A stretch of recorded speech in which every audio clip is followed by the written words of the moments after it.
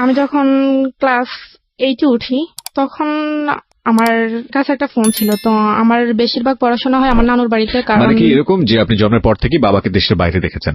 হ্যাঁ, ওকে। ওইখানে সবার সাথে যোগাযোগ রাখতাম এতটুকুই, কারণ নানুর বাড়িতে ছিলাম। তো উনি বেশি একটা কিছু বুঝতো না, তো সেই জন্য আমার কাছে ফোনটা দেওয়া হয়েছে সবার সাথে কন্ট্যাক্ট করার জন্য। তো একদিন স্কুল থেকে আসছি 4টার সময়, এসে দেখি একটা অপরিচিত ফোন আসছে। অনেকবার ফোন আসছে, তো নাম্বারটা অপরিচিত দেখে আমি আরেকবার মিস কল দিই। ওকে। দেওয়ার পর ওইখান থেকে ব্যাক করার পর আমি সালাম দিই, যেটা বলার দরকার ভালো টালো কথা জিজ্ঞেস করি। তারপর আমি ওনার নাম জানতে চাইছি, তো উনি ওনার নাম রবিউল বলছে।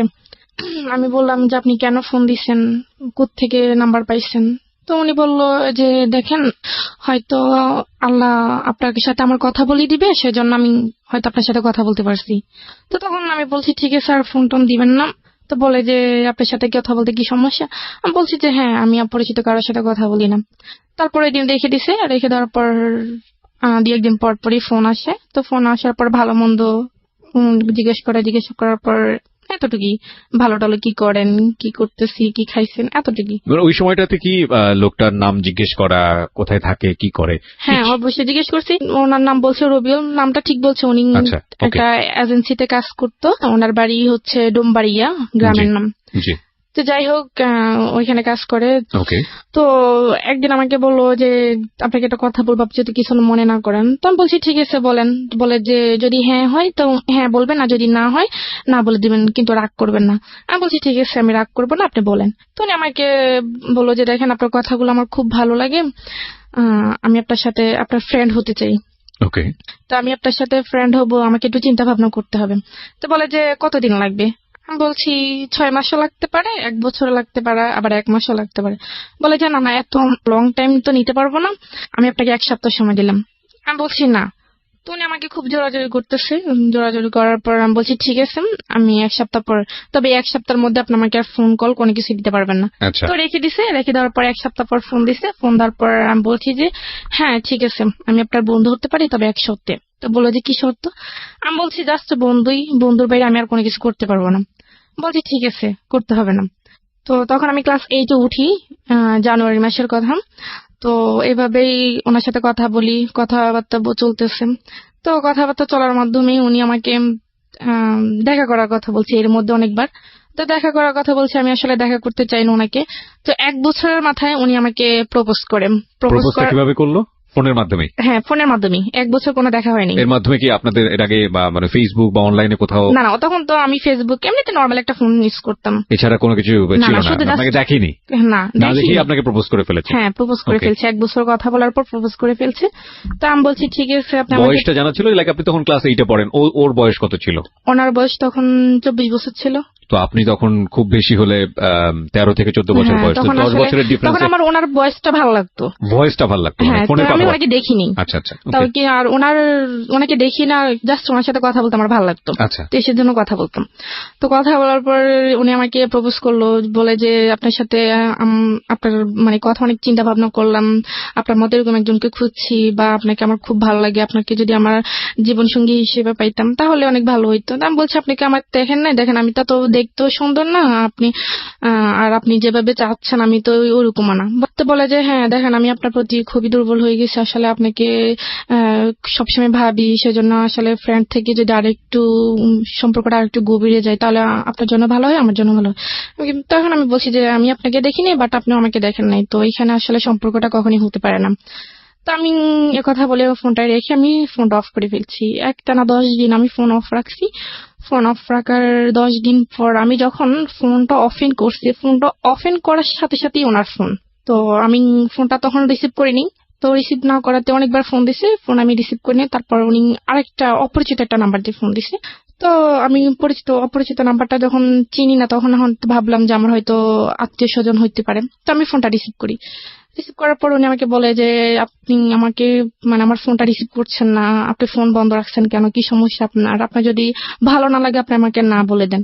আমি বলছি না, আমার ভালো লাগে না, আপনি আর আমাকে ফোন দিয়েন না, আসলে আমি এটা চাচ্ছি না, আমার ফ্যামিলি সেটা কখনোই অ্যাকসেপ্ট করবে না। তো বলে যে না, আপনি একটু ভেবে দেখেন, আসলে চিন্তা ভাবনা করে তো মানুষ সব কাজ করে, তো চিন্তা ভাবনা করে ভালো, আপনি একটু ভেবে দেখেন। তো তা আমি বলছি ঠিক আছে আমি ভাববো। তো বলে যে ভাববার জন্য কতদিন সময় লাগবে? তা আমি বলছি দেখেন আমার চিন্তা ভাবনা যেদিন শেষ হবে আমি আপনাকে ওই দিন ফোন দেবো, কিন্তু তার আগে আপনি আমাকে আর ফোন দিবেন না। বলে যে না না এটা কেমন কথা, আসলে আপনার সাথে কথা না বলে আমি থাকতে পারি না, এই 10টা দিন আমার অনেক কষ্ট হয়েছে, আপনাকে আমি কিভাবে বুঝাবো। তো বলে যে ঠিক আছে আমি 10 দিন সময় দিলাম। তো ঠিক আছে আমি 10 দিন পর আমি উনি আমাকে ফোন দিল বিকেলের টাইমে। তখন আমি বলছি যে ঠিক আছে আমি রাজি আছি।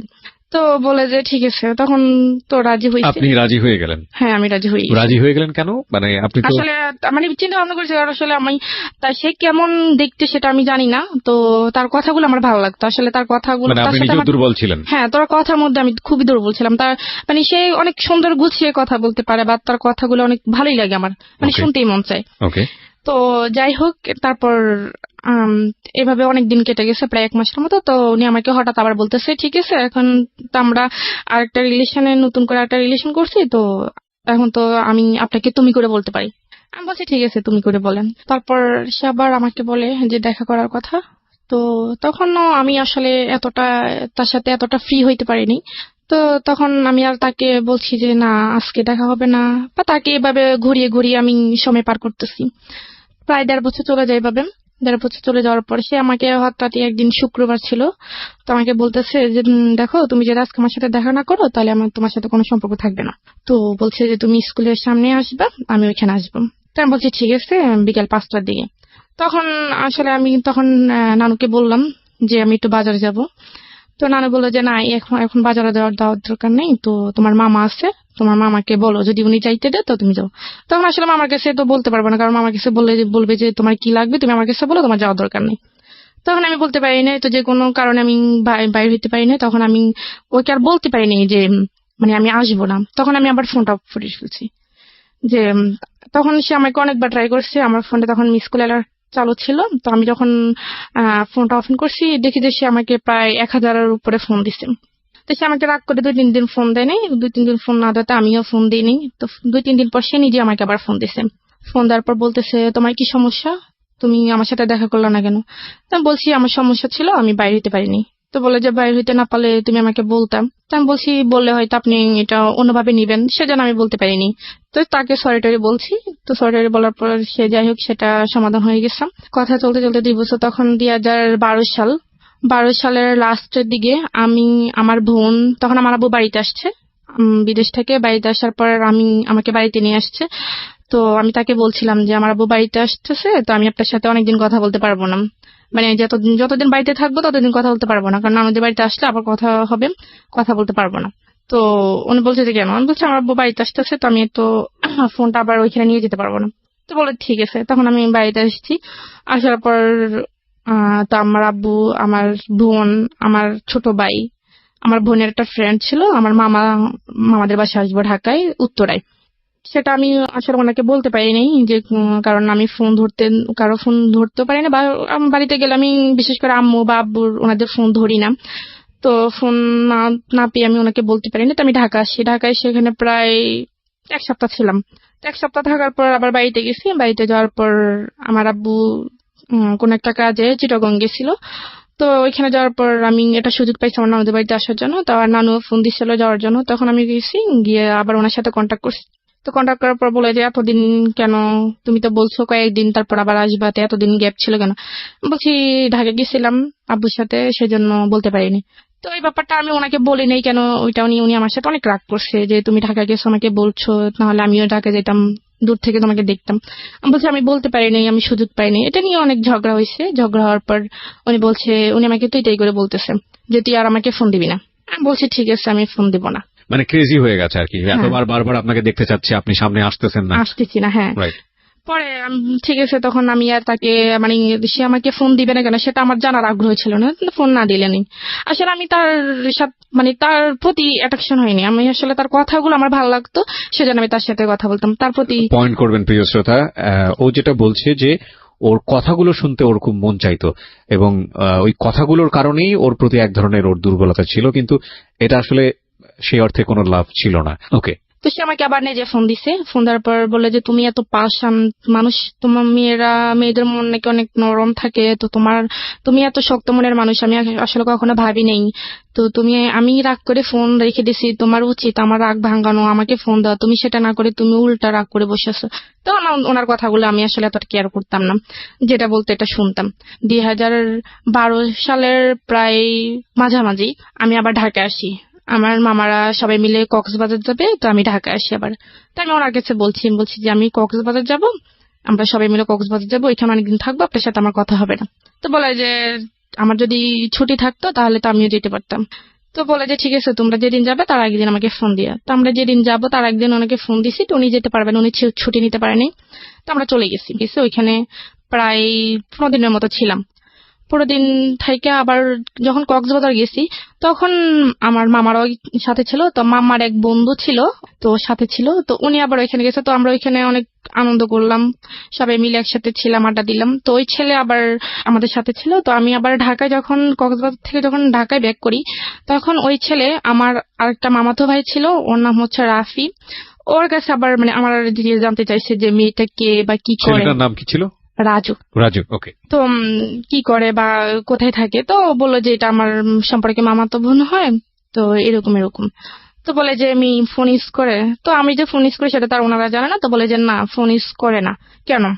তো বলে যে না, এমনিতেই। তখন আমার মামা যখন বাড়িতে আসে শীতের সময়, তখন ওই ছেলে আবার আমার মামাদের সাথে আমাদের বাড়িতে আসছে। তো আমাদেরকে দাওয়াত করায় ওই ছেলেও আসছে আমাদের বাড়িতে। তো আমাদের বাড়িটারি দেখলো, আমাদেরকে দেখলো, তখন আমার সাথে কথা বললো, হাই হ্যালো, এতটুকুই। কি করো, কোন ক্লাসে পড়ো? তখন আমি ক্লাস 9-এ পড়ি। তো বললো যে ঠিক আছে, তো এখন তো ছুটি, তো তোমার মামার সাথে আবার ঢাকায় যাও, গিয়ে ঘুরে আসো, আমরা তো আছি, সব একসাথে আনন্দ হবে। তো আমি বলছি দেখি যদি আম্মু দেয় তাহলে। তো উনি আমার মামাকে বললো, বলার পর আমার মামা আমার আম্মুকে বললো, তো গেলাম। গিয়ে ওইখানে প্রায় 20-25 দিন ছিলাম। এর মধ্যে ওর সাথে আর আমার কোনো যোগাযোগ হয় নাই। রবিউলের সাথে? হ্যাঁ, রবিউলের সাথে আমার কোনো যোগাযোগ হয়নি। না ফোন তো না আমাদের বাড়িতে, আমি আর ওইখানে যেতে পারি না, ওনাকে কখনো কোনো মেসেজ বা ফোন দিতে পারিনি। তো আমি আবার চলে গেছি। তো কথাবার্তা বলে মাঝে বলে যে তুমি ফোন ইউজ করো না। আমি বলছি না, আমি ফোন ইউজ করি না, আসলে বাসা থেকে সেটা কেউ দিবে না। তো বলে যে আমি তোমাকে যদি একটা ফোন কিনে দিই তুমি নিবে? আমি বলছি কেন, আপনার ফোন আমি নিব কেন, আর আপনি আমার কি হন? রাজু এটা বলতেছে? হ্যাঁ, রাজু এটা বলতেছে। বলে যে না নেও, মাঝে মাঝে তোমার সাথে কথাবার্তা বলবো। এখানে বিষয়টা গুলিয়ে ফেলবেন না। রাজু এবং রবিউল, রাজুটা হচ্ছে ওর আত্মীয় সম্পর্কের একজন, আর রবিউলটা হলো যে ছেলেটার সঙ্গে প্রথম দিকে ভার্চুয়ালি মানে ফোনের মাধ্যমে কমিউনিকেট, কিন্তু এখনো দেখা হয়নি। ওদের মধ্যে এক ধরনের সম্পর্ক রয়েছে, বয়ফ্রেন্ড গার্লফ্রেন্ড বলা যেতে পারে, বাট ঠিক সে অর্থে ম্যাচিউর টাইপের রিলেশনশিপ না, অন্তত এই মেয়েটার সাইড থেকে না। ওকে, ঠিক আছে, বলুন। তো রাজু আমাকে যখন আমি চলে আসবো তখন রাজু, আমার মামা আর ওই মামাতো ভাইটা আমাকে বাস পর্যন্ত বাসে উঠেছে, কারণ মামা আমার সাথে আসছে আর মামার সাথে ওনারা আসছে আমাদেরকে এগিয়ে দেওয়ার জন্য। তো আসছে রাজু এখানে, মানে আমি চলে যাচ্ছি, মানে এটা দেখো কান্নাকাটি করতেছে। কান্নাকাটি করার পর আমি আসলে ব্যাপারটা দেখছি, তারপরও বুঝতে পারলো না, বুঝার মতো করেছিলাম। তো আমি যখন চলে গেছি তখন ও আমার যে জামা কাপড় নেওয়ার একটা ব্যাগ ছিল, ওই ব্যাগের মধ্যে ওই একটা ফোন কিনে রেখে দিয়েছে, সেটা আমি জানি না। তো না জানার পর আমি বাড়িতে গেছি, সোজা আমার নানুদের বাড়িতে গেছি। নানুদের বাড়িতে যাওয়ার পর জামা কাপড় যখন ওইটা থেকে বের করছি তখন দেখছি একটা মোবাইলের বক্স। তো আমার কাছে আশ্চর্য লাগতেছে, মোবাইলের বক্স এটা কে দিল? তখন আমি কাউকে বিষয়টা না বলে আমি এটা খুললাম, খুলে দেখি একটা phone, mobile phone, Samsung mobile phone ছিল। ওইটার মধ্যে আবার একটা চিঠি ছিল। তো দেখলাম, দেখার পর চিঠিটা পড়লাম। চিঠির মধ্যে লেখা ছিল যে মানে রাজু যে আমাকে ফোনটা দিছে সেটা যেন আমি কাউকে না বলি, সেটা শুধুমাত্র আমাকে দিছে আমার সাথে একটু কথা বলার জন্য বা খোঁজ খবর নেওয়ার জন্য, বাস এতটুকুই। আর যদি ওর মোবাইলটা আমার নিতে ইচ্ছা না হয় তাহলে সেটা ফেলে দেওয়ার জন্য, কিন্তু কাউকে না বলার জন্য, এটা লিখে দিছে। তো লিখে দেওয়ার পর আমি এটা রেখে দিছি, কিন্তু আমি আর ফেলিনি। ওটার সাথে আবার একটা সিমও দিছে, তো আমি ওইটা অফ করছি। করার পর ও আবার অনেকগুলো মেসেজ করছে। আমি ফোনটা অফ করার পর অনেকগুলো মেসেজ পেয়েছি, কেমন আছি, কোথায় আছি, ওই তো রাস্তার মধ্যে ফোন দিছে। তো আবার ফোনও দিছিল মনে হয়। তখন রাত্রেবেলা আমি আর ওকে ফোন দিই নাই বা মেসেজও রিপ্লাই দিই নাই। তো রাত্রেবেলা সন্ধ্যার দিকে আমার নানু তখন নামাজ পড়তে গেছে, তো আমিও নামাজ পড়ে ফেলছি আগে, নানু পরে নামাজ পড়তে গেছে। পড়ার পর আমি ওই আমার আগের ফোনটা রবিউলের সাথে আবার আপনি নামাজ পড়েন? হ্যাঁ। বাহ, মাশাআল্লাহ। তো রবিউলকে মিস কল দিলাম। তো মিস কল দেওয়ার পর সে সাথে সাথে ব্যাক করলো। ব্যাক করার পর রবিউলের সাথে কতদিন পরে কথা হচ্ছে? এই প্রায় 1 1 মাস 10 দিন। 1 মাস 10 দিন কোনো কমিউনিকেশনই ছিল না? জি না। মানে আপনার দিক থেকে আপনি অনুভবই করেননি? না, কোনো অনুভবই করিনি। তার মানে বুঝতেই পারছেন ইট ওয়াজ নট লাভ অ্যাকচুয়ালি, কোনো লাভ ছিল না। নইলে 1 মাস 10 দিন অফ ট্র্যাকে থাকার সময় ও বিজি হয়ে গেছে অন্য কোনো জায়গাতে, রবিউল মাথা থেকে আউট হয়ে গেছে, কিন্তু যখনই ও ফিরে এসছে সময় হাতে আছে তখন আবার রবিউলকে সে নক করছে। তারপর ফোন দিলাম, ফোন দেওয়ার পর ও ফোনটা রিসিভ করার সাথে সাথে খুব কান্নাকাটি করতেছে, অনেক মানে বাচ্চাদের মতো খুব জোরে জোরে কান্নাকাটি করতেছে। আমি কেন তাকে এতদিন ফোন দিইনি। তখন আমি তাকে ব্যাপারটা বুঝিয়ে বলছি, বুঝিয়ে বলার পর সে আমাকে বলতেছে আমি তোমার সাথে কালকেই দেখা করতে চাই। আমি বলছি এটা কখনোই সম্ভব না, আমি কালকে দেখা করতে পারবো না, আমার যখন সময় হবে আমি তখনই আপনাকে ফোন দিব, আপনি আমার সাথে দেখা করিয়েন। এর মধ্যে রাজু আবার আমার মামাতো ভাই যেটা যার মাধ্যমে পরিচয় হয়েছিল সে আবার আমার নানুদের বাড়িতে আসছে। তো রাজু আবার আমার নানুদের বাড়িতে আসছে, আসার পর সে আমাকে ভালো টালো কথা জিজ্ঞেস করছে, জিজ্ঞেস করার পর আমার নানুর সাথে কথা বললো, কথাবার্তা বলার পর সে 2 দিন ছিল, 2 দিন থাকার পর সে আবার চলে গেছে। চলে যাওয়ার 5-6 দিন পর রাজু তার আম্মুকে পাঠাইছে, রাজুর আব্বু নাই, তার আম্মুকে পাঠাইছে আমার নানুর কাছে, পাঠাইছে সে আমাকে বিয়ে করবে, একটা বিয়ের প্রস্তাব নিয়ে আমাকে সে পাঠাইছে। সে কি করতো সেই মুহূর্তে? সেই পড়াশোনা করতো, অনার্স করতো। এই অবস্থায় বিয়ের প্রস্তাব দিয়ে পাঠিয়েছে? হ্যাঁ, আর ওরা মানে ঢাকায় স্থানীয় ছিল। ওকে। প্রস্তাব পাঠাইছে। তো পর আমার নানুকে ডিরেক্টলি বলছে যে আপনার নাতিকে তো আমার ছেলে খুবই পছন্দ করে, তো আপনাদের যদি কোনো আপত্তি না থাকে তাহলে আমরা এখানে একটা আত্মীয়তা করতে পারি। তো আমার নানু বললো যে দেখেন আমি তো ওর গার্জিয়ান না, ওর আব্বু আছে আম্মু আছে, আমার ছেলেরা আছে, ওদের সাথে কথা বলতে হবে, আপনি ওনাদের সাথে কথা বলেন। তো রাজুর আম্মু একদিন ছিল, তারপরের দিন সকালবেলা চলে গেছে। চলে যাওয়ার পর আমার নানু আমাকে বলতেছে যে তো রাজুর সাথে তোর কি? আমি বলছি তো না কিছু না, এমনিতে কথাবার্তা, তো এরকম কিছু না। তো বলে যে সত্যি? আমি বলছি যে হ্যাঁ। বলে যে না থাকলেই ভালো। তা আমি আর জিজ্ঞেস করিনি যে কেন আসছে বা কি আসে বিষয়। তখন আমার আব্বুর কাছে বলছে আমার মামা, রাজুর আম্মু আমার মামার কাছে বলছে, আর আমার মামা আমার আব্বুর কাছে ফোন দিয়ে বলছে। তো আমার আব্বু বলছে ঠিক আছে ছেলের একটা ছবি দাও আর আমি খোঁজ খবর নিয়ে দেখি কেমন। তো ওনারও ছেলে পছন্দ হয়ে গেছে, ছেলেরও পছন্দ হয়েছে বা ওর আম্মুরও পছন্দ হয়েছে, মনে করেন 2 পক্ষ থেকেই সবকিছু ঠিকঠাক। এখন আমার ছোট মামা যিনি, উনি আবার আমার আব্বুকে বলতেছে যে বিয়ে তো হবেই, ছেলেও ভালো বা ছেলের ফ্যামিলিও ভালো, এখন ঋতুকে একবার জিজ্ঞেস করে দেখেন ও কি বলে। তো আমার আব্বু আসলে আমাদের বন্ধুর মতোই, বাবা বললে নয়। তো পরে আমার আব্বু আমাকে জিজ্ঞেস করছে, জিজ্ঞেস করার পর আমি বললাম যে আব্বু দেখেন আমি আসলে সামনে আমার এসএসসি পরীক্ষা, তো আমি অন্তত পরীক্ষাটা দিই, আপনাকে বিস্তারিত বলবো। বলে যে ঠিক আছে পরীক্ষা দাও। তো আব্বু ওই রকম ভাবে মামাকে বলছে, মামা ওই রাজুর আম্মুকে ওরকম ভাবে বলছে। তো ওনারা বলছে ঠিক আছে পরীক্ষা পর্যন্ত আমরা অপেক্ষা করব। তো এর মধ্যে আমি আবার রবিউলকে সবকিছু বলে দিছি যে আমাকে এভাবে এভাবে দেখতে আসছে, আমার বিয়ের কথা চলতেছে, এখন আমি বলছি পরীক্ষা অবধি। তো সে বলতেছে আমি তো তোমাকে আজ পর্যন্ত দেখিই নেই, তুমি আমার সাথে একটু দেখা করো না।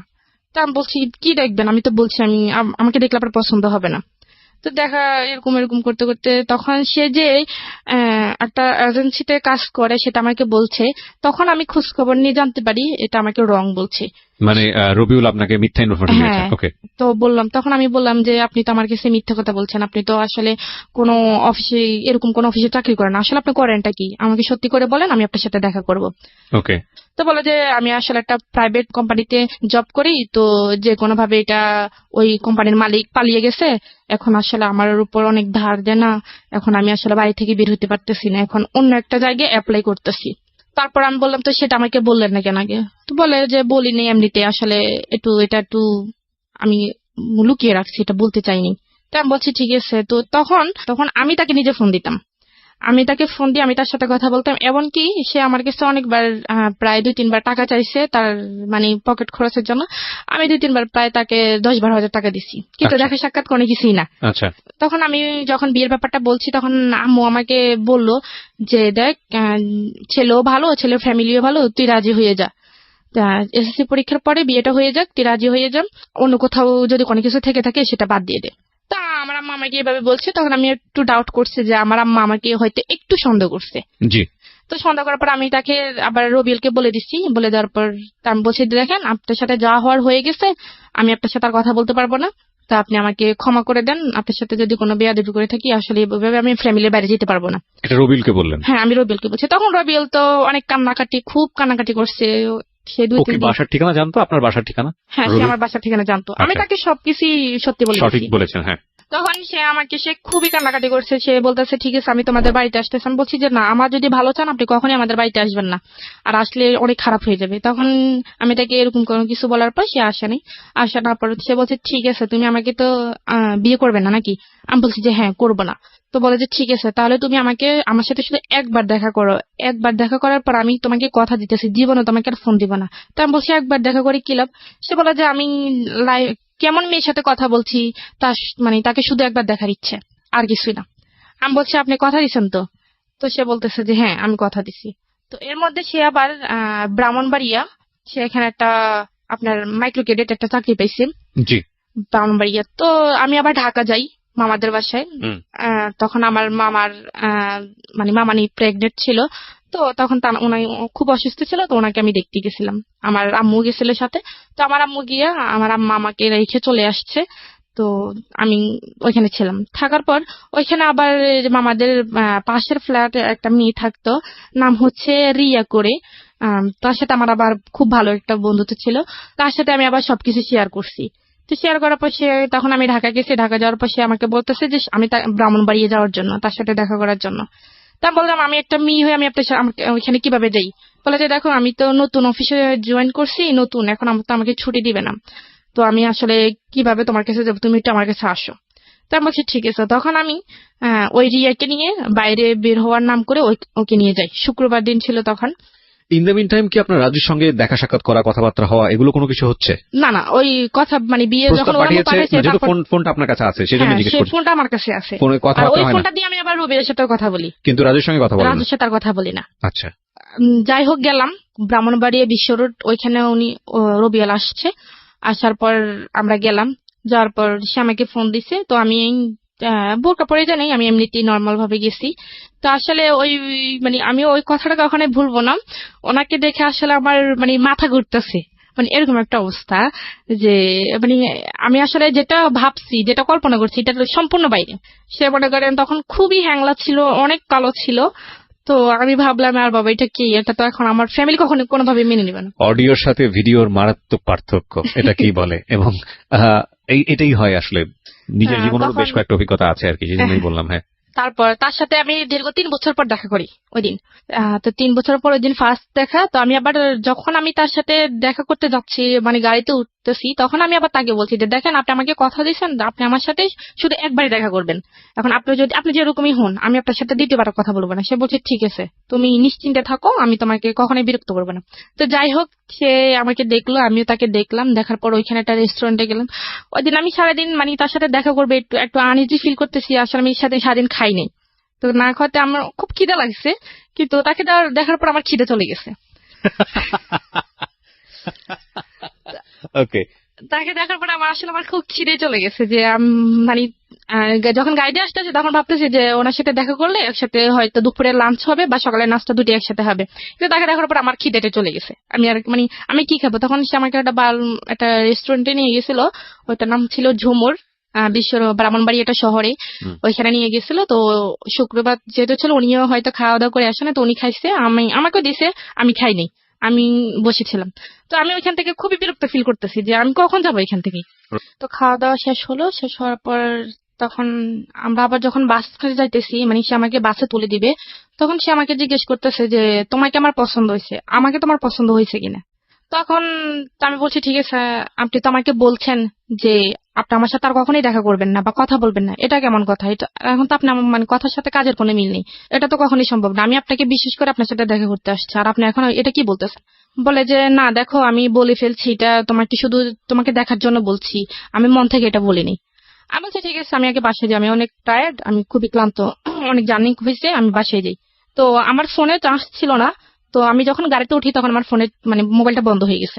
তো আমি বাসায় গেছি, বাসায় গিয়ে গোসল করলাম, গোসল টোসল করে বা ফ্রেশ হয়ে খাওয়া দাওয়া করে বাসায় গিয়ে মোবাইলটা চার্জে দিচ্ছি, বন্ধ রেখে চার্জে দিচ্ছি, আমি মোবাইলটা খুলিনি। তো অনেকক্ষণ সময় হয়েছে, যখন বাসায় আস্তে আস্তে 6টা বাজছে। তো আমি ওনার সাথে ফোনটা অফেন করি 8টার সময়। তো ফোনটা অফেন করার সাথে সাথে উনি আমাকে ফোন দিচ্ছে। তো বলতেছে এই তুমি আমাকে কেন এতক্ষণ ফোন দেওয়া নাই, মোবাইল বন্ধ ছিল কেন? জানো আমি কতক্ষণ টেনশন ছিলাম যে তুমি আমাকে কেন ফোন দেওয়া নাই। আমি কত টেনশনে ছিলাম, আমাকে টেনশন রাখতে ভালো লাগে, মানে সে এরকম করে কান্নাকাটি করতেছে। তো আমি বলছি যে দেখেন আপনি কান্নাকাটি করতেছেন কেন, আসলে আমি আপনাকে ফোন দিব কেন, আপনি তো বলছেন আপনার সাথে আমার কোনো কথা হবে না, তাহলে আপনি আমাকে ফোন দিচ্ছেন কেন, আপনি আমাকে দয়া করে আর ফোন দিয়েন না, আমি আপনার কথার উপর বিশেষ করে আপনার সাথে দেখা করছি, সেজন্য এটা না যে আপনার সাথে আবার কথা বলতে হবে।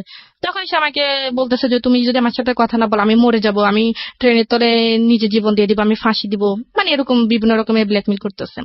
তো করার পর আমি ফোনটা রেখে দিচ্ছি। তখন ওনার সাথে আমার মানে কথাই বলতে ভালো লাগতেছে না, যে কি কথা বলবো আসলে। তখন মনে হইতেছে যে একটা মানুষকে যদি মনে দেখে ভালো না লাগে তখন তার সাথে কথা বলাটা আসলে ভালো লাগতো। তখন ওনার কথাগুলো তখন আর আমার কাছে ভালো লাগতো না, কিন্তু দেখা করার আগে ওনার কথাগুলো আমার খুব ভালো লাগতো, কিন্তু তখন আর দেখা করার পর মানে কথাগুলি ভালো লাগতো না। তখন আমি রেখে দিছি। রেখে দেওয়ার পর উনি আমাকে বারবার ফোন দেয়, আমি ফোন রিসিভ করি না। তারপর আমি নাম্বারটা ব্ল্যাক লিস্টে রাখিয়ে দিছি। তো রেখে দেওয়ার পর সে আমাকে বিভিন্ন নাম্বার থেকে ফোন দিচ্ছে। ফোন দেওয়ার পর আমি ফোন মানে কোনোভাবে রিসিভ করি না। তো তার এক কলিং ছিল, আমি ওনার নামটা বলতে চাচ্ছি না, তো তার এক কলিং ছিল, সে আমাকে ফোন দিছে। ফোন দেওয়ার পর বলতেছে কি আমি কি ঋতুর সাথে কথা বলতে পারি। আমি বলছি হ্যাঁ আমি ঋতু, আপনি বলেন।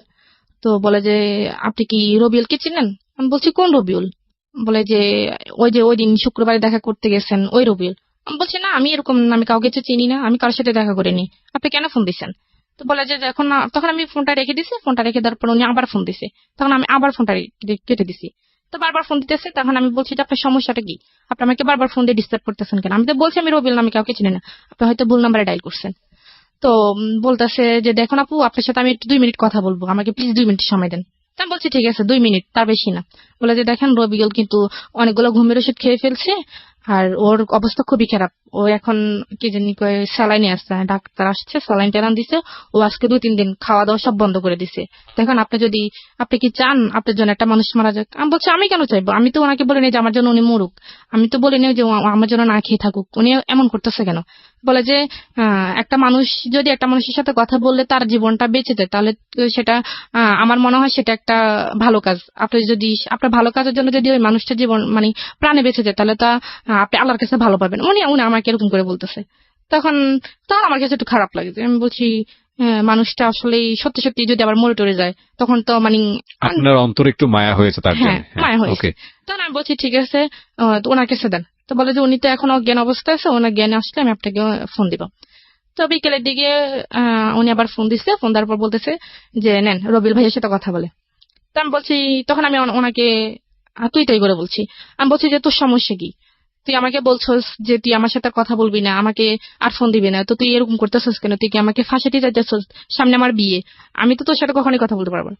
তো সে আমাকে বলতেছে তুমি আমাকে যা গালি দাও মারো যাই করো আমি তোমাকে বারবার ফোন দেবো, আর তুমি যদি তা আমার ফোন রিসিভ না করো বা মোবাইল বন্ধ করে রাখো সমস্যা না, আমি তোমার বাড়ি চিনি, আমি তোমার আব্বু আম্মুকে গিয়ে বিস্তারিত যা বলার বলে দিব। তো আমি বলি কি বলবেন। বলে যে যা বলার বলবো, যাতে তোমার আব্বু আম্মুও কখনো মুখ দেখাইতে না পারে আর তুমি না দেখাতে পারো। তখন আমি বুঝতে পারছি সে আমাকে এক ধরনের ব্ল্যাকমেল করতেছে। তখন আমি বলছি যে ঠিক আছে তাহলে আমাকে কি করতে হবে। বলে যে তুমি আমার সাথে কথা বলবা। আমি বলছি ঠিক আছে আমি কথা বলবো। মানে আপনি ভয় পেলেন? হ্যাঁ আমি ভয় পেয়ে গেছি, কারণ ও আমার বাসা চেনে বাড়ি চেনে। এখন যদি আমাকে বাবাও বাড়িতে থাকে না? হ্যাঁ। তখন কি বাবা বাড়িতে থাকতো না সৌদি আরবে? না, চলে গেছে, দেশের বাইরে চলে গেছে। হ্যাঁ সুতরাং ভয় হয়েছে, বড় ভাই যেহেতু শাসন করতে পারে। হ্যাঁ এখন আম্মু তো আছে, এখন আর বলছে যে সে বাড়ির আশেপাশে মানুষদেরকেও জানাইবে। ওকে। তা আমি তার সাথে গ্রামে একটা মেয়ের কুৎসা রটনা হওয়া বা মেয়েটার নামে একটা কিছু রটনা হওয়া, এটা কিন্তু বাতাসের আগে আগে দৌড়ায় গ্রামগঞ্জে, এবং এটা খুব স্বাভাবিক। সে আমার মানে কথাগুলো রেকর্ড করে ফেলছে, কথাগুলো রেকর্ড করছে, মনের কথাগুলো, আগের কথাগুলো। হ্যাঁ তখন মানে যখন ভালোভাবে কথা বলছি তখন ওই দিন আমাকে বলছে যে তোমার কথাগুলো কিন্তু আমি রেকর্ড করে ফেলছি। তখন আমি বিশ্বাস করতে চাইনি। তো সেই ওই যে ছেলেটা আমাকে ফোন দিছিল ওর কথা বললো, ওই ফোন নাম্বার থেকে ফোন দিয়ে ওই আমার রেকর্ড গুলো শোনাইছি। তো আমি তখন আরো বেশি ভয় পেয়ে গেছি যে সত্যি সত্যি যদি বলে দেয়, এখন রেকর্ড গুলো যদি সবাইকে শোনে, এখন তো তার কাছে হাতে নাতে প্রমাণ আছে, এখন তো আমি যদি বলি কেউ আমার কথা বিশ্বাস করবে না। তখন আমি বলছি ঠিক আছে আমি আপনার সাথে কথা বলবো। তো কথা বলবো এইভাবে আরো ধরেন 2 মাস কেটে গেছে। 2 মাস কেটে গেছে, এর মধ্যে আমার পরীক্ষা, আমি এসএসসি পরীক্ষা দিছি। তো এসএসসি পরীক্ষা যেদিন শেষ হবে সেদিন বিকেলে সে আমাকে ফোন দিছে, না তার আগের দিন বিকেলে ফোন দিছে। তার আগের দিন বিকেলে ফোন দিয়ে বলতেছে যে তোমার এসএসসি পরীক্ষা, তোমার তো কালকে পরীক্ষা শেষ, তাহলে তুমি তার স্কুলে যেতে পারবে না, বাসা থেকে বের হতে পারবে না, তুমি আমার সাথে জাস্ট একটু দেখা করবা, আমি তোমার সাথে দেখা করব, অনেকদিন দেখা করি না। আমি বলছি ঠিক আছে আমি দেখা করব। তখন আমাদের থানা লাকসাম থানা লাকসাম বলছে যাওয়ার জন্য। তা আমি পরীক্ষা টরীক্ষা দিয়ে আমি সোজা বাড়িতে না গিয়ে আমি লাকসাম চলে গেছি তো তার সাথে দেখা করার জন্য। তো সে ওইখানে তার কিছু বন্ধু বান্ধব আসছে, আসার পর সে আমার সাথে কথাবার্তা বললো। সে বললো যে চলো আমরা একটু ঘুরে আসি। লাকসাম ফয়জুন্নেসা কলেজের নাম মনে হয় শুনছেন, ওইখানে সে আমাকে বলে যে ওই জায়গাটা একটু সেফ আছে, আমরা একটু কথা বলি। আমি বলছি যে না, আমি কথা বলতে পারবো না, আমাকে বাসে যেতে হবে, বাসে সবাই টেনশন করবে, আমি বলে আসিনি। বলছে যে না, একটু সময় 5 মিনিট সময় দাও। তখন আমি এখানে গেছি, দেখি যে তার অনেকগুলো বন্ধু, তার প্রায় 10-12 জন তার বন্ধুরা চলে এসছে। চলে এসে আমাকে ভাবি টাবি বলতেছে ভালো টালো। তখন আমার কাছে আশ্চর্য লাগতেছে, আমি কি ব্যাপার, ওরা কোথেকে আসছে? বলে যে এখানে ওরা অনেকদিন পর, ওরা ঢাকার বাইরে থাকে, কেউ চিটাগাং থাকে, কেউ বরিশাল থাকে, বিভিন্ন রকম বিভিন্ন জন বিভিন্ন জায়গায় থাকে। তারা এখানে আসছে তো তোমাকে দেখতে চাইছে, এজন্য দেখাইতে আসছি। তখন আমি বলছি ঠিক আছে তাহলে আমি চলি। তখন আমার কাছে একটু ডাউট লাগছে, তখন ওদের মানে ভাব ভঙ্গি আমার ভালো লাগতেছে না। তো আমি চলে যাওয়ার জন্য বলছি, সে আমার হাতটা ধরে ফেলছে, মানে ধরে বলছে না। আমি তখন আমার মানে আমি মানে রাগ করে ফেলছি যে আপনি সমস্যা কি, আপনি আমাকে আমার হাত ধরছেন কেন, আপনি আমার হাত ছাড়েন। বলে যে না, তুমি আসছো তোমার ইচ্ছায়, তুমি তো তোমার ইচ্ছে যেতে পারবো না, তুমি আমার ইচ্ছে যেতে হইব। আমি বলছি আপনি আমার হাত ছাড়বেন নাকি আমি এখানে চেঁচামেচি করবো? বলে যে চেঁচামেচি করো, করলে কয়জন তোমার কথা বিশ্বাস করবে? সবাই আমার পক্ষে, তোমার পক্ষে তো কেউ নেই। তো আমি বলছি আপনার সমস্যাটা কি? বলে যে আমি তোমাকে বিয়ে করবো। আমি বলছি আপনার মাথা ঠিক আছে, আপনি কেন আমাকে বিয়ে করবেন? আর আমি তো আপনাকে কখনোই ভালোবাসিনি, আপনি জাস্ট আপনি বলছেন আপনার সাথে কথা বলার জন্য, আমি আপনার সাথে কথা বলতেছি। আমি তো বলি না আপনাকে বিয়ে করবো। বলে যে আমাকে বিয়ে করতে হবে, আমি তোমাকে আজ এক্ষুনি বিয়ে করবো, সবকিছু রেডি আছে, তুমি শুধু যাবে, গেলে বিয়েটা হয়ে যাবে। আমি বলছি কখনই না, আমি কখনোই বিয়ে করতে পারবো না। বলা যে বিয়ে করবা নাকি আমি তোমার কি জানি বাবা মার মুখে চুনকালি মাখবো? আমি বলছি মাখেন, যা করেন আপনি করেন, আপনি আমার হাত ছাড়েন। বলে যে না, তুমি এখান থেকে যাইতে পারবে না। তখন সে এক প্রকার আমার সাথে জোরাজুরি করতেছে। এই বন্ধু বান্ধব সবার সামনে? হ্যাঁ, সবার সামনে সে আমার সাথে জোরাজুরি করতেছে, আমার হাত নিয়ে টানাটানি করতেছে। তার বন্ধুরা তার পক্ষে। আপনার সঙ্গে কেউ ছিল? আমার সাথে কেউ ছিল না, আমি একাই গিয়েছিলাম ওইখানে। তো তখন আমি অনেক ভয় পেয়েছি, তখন আমি খুব কানাকাটি করতেছি। তখন ওই আবার ওই কলেজের মাঠেই মনে করেন বিকেল টাইমে খুবই ফাঁকা ছিল, আর আশেপাশে কোনো লোকজন ছিল না যে আমি কাউকে ডেকে মানে আমার সমস্যার কথা বলবো। তখন তার বন্ধু একটা বন্ধু একটা প্রাইভেট কার নিয়ে আসছে, নিয়ে এসে আমাকে মানে টান মেরেই মানে গাড়ির ভিতরে ঢুকিয়ে ফেলছে। ঢুকিয়ে ফেলার পর তখন কি জানি মানে তারপর কি হয়েছে আমি আর জানি না। তখন আমার যখন জ্ঞান আসছে, তখন আমি একটা রুমের মধ্যে, একটা বাসার মধ্যে ছিলাম, ফ্যামিলি বাসার মধ্যে ছিলাম। তখন আমার চোখে পানি টানে দিছে, দেওয়ার পর তখন বাড়ি, তখন জ্ঞান ফিরছে ঠিকই, কিন্তু আসলে আমি কথা বলার অবস্থার মধ্যে ছিলাম না। তো তারপর ওইখানে একটা মহিলাকে দেখলাম। তো উনি আমাকে বললো যে তুমি ঠিক আছো? তা আমি বলছি আমি কোথায়, আমি বাড়ি যাবো, আমাকে বাড়িতে নিয়ে যান। তুমি জানো তুমি কার কাছে আসছো? আমি বলছি যে না। আপনি কি? বলে যে তুমি যে ছেলের সাথে আসছো আমি ওই ছেলের আন্টি হই। তা আমি বলছি দেখেন, উনি আমাকে জোর করে এখানে আনছে, আমার আসলে কোনো আসার ইচ্ছে ছিল না, আপনি আমাকে যাওয়ার একটু ব্যবস্থা করে দেন। বলে যে না, ওরা তো বিয়ের ব্যবস্থা করতে গেছে, তোমাদের তো নাকি আজকে বিয়ে। আমি বলছি যে না, আমার তো বিয়ে করার ইচ্ছা নেই, দেখেন আমার বিয়ে ঠিক হয়ে গেছে, এখানে আমি আসলে থাকতে পারবো না।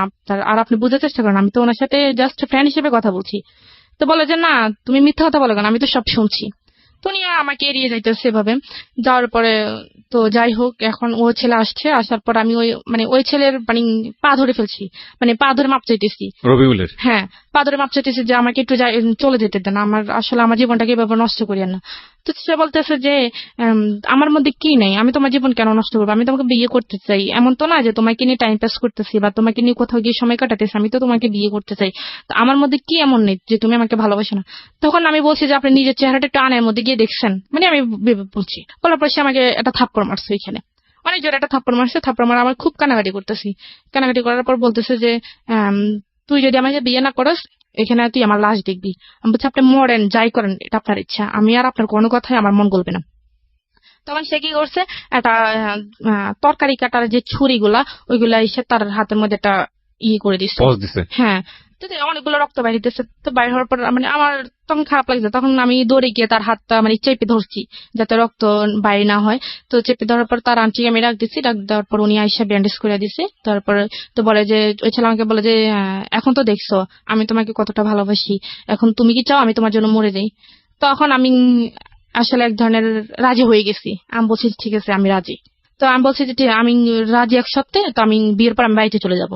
তো সে বলছে যে না, বিয়ের পর তো আমি বাড়িতে যাওয়ার জন্য তো তোমাকে বিয়ে করবো না, আমি বিয়ে করবো তোমাকে আমার কাছে রাখার জন্য। তো যাই হোক, বিয়েটা হয়ে গেছে। 9 লাখ টাকা কাবিননামা ছিল। সে আমাকে বলছে যে কাবিননামা কত টাকা হবে। তখন আমি বলছি যে আপনার ইচ্ছা।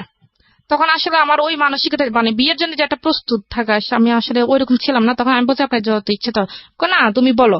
আমি বলছি যে ঠিক আছে 10 লাখ টাকা। তো কাজী বলতেছে ঠিক আছে, কেউ কিছু বলা দরকার না, আমি একটা বলে দিই। তো উনি 9 লাখ 101 টাকা বলছে। আপনার বয়স হয়েছিল বিয়ের?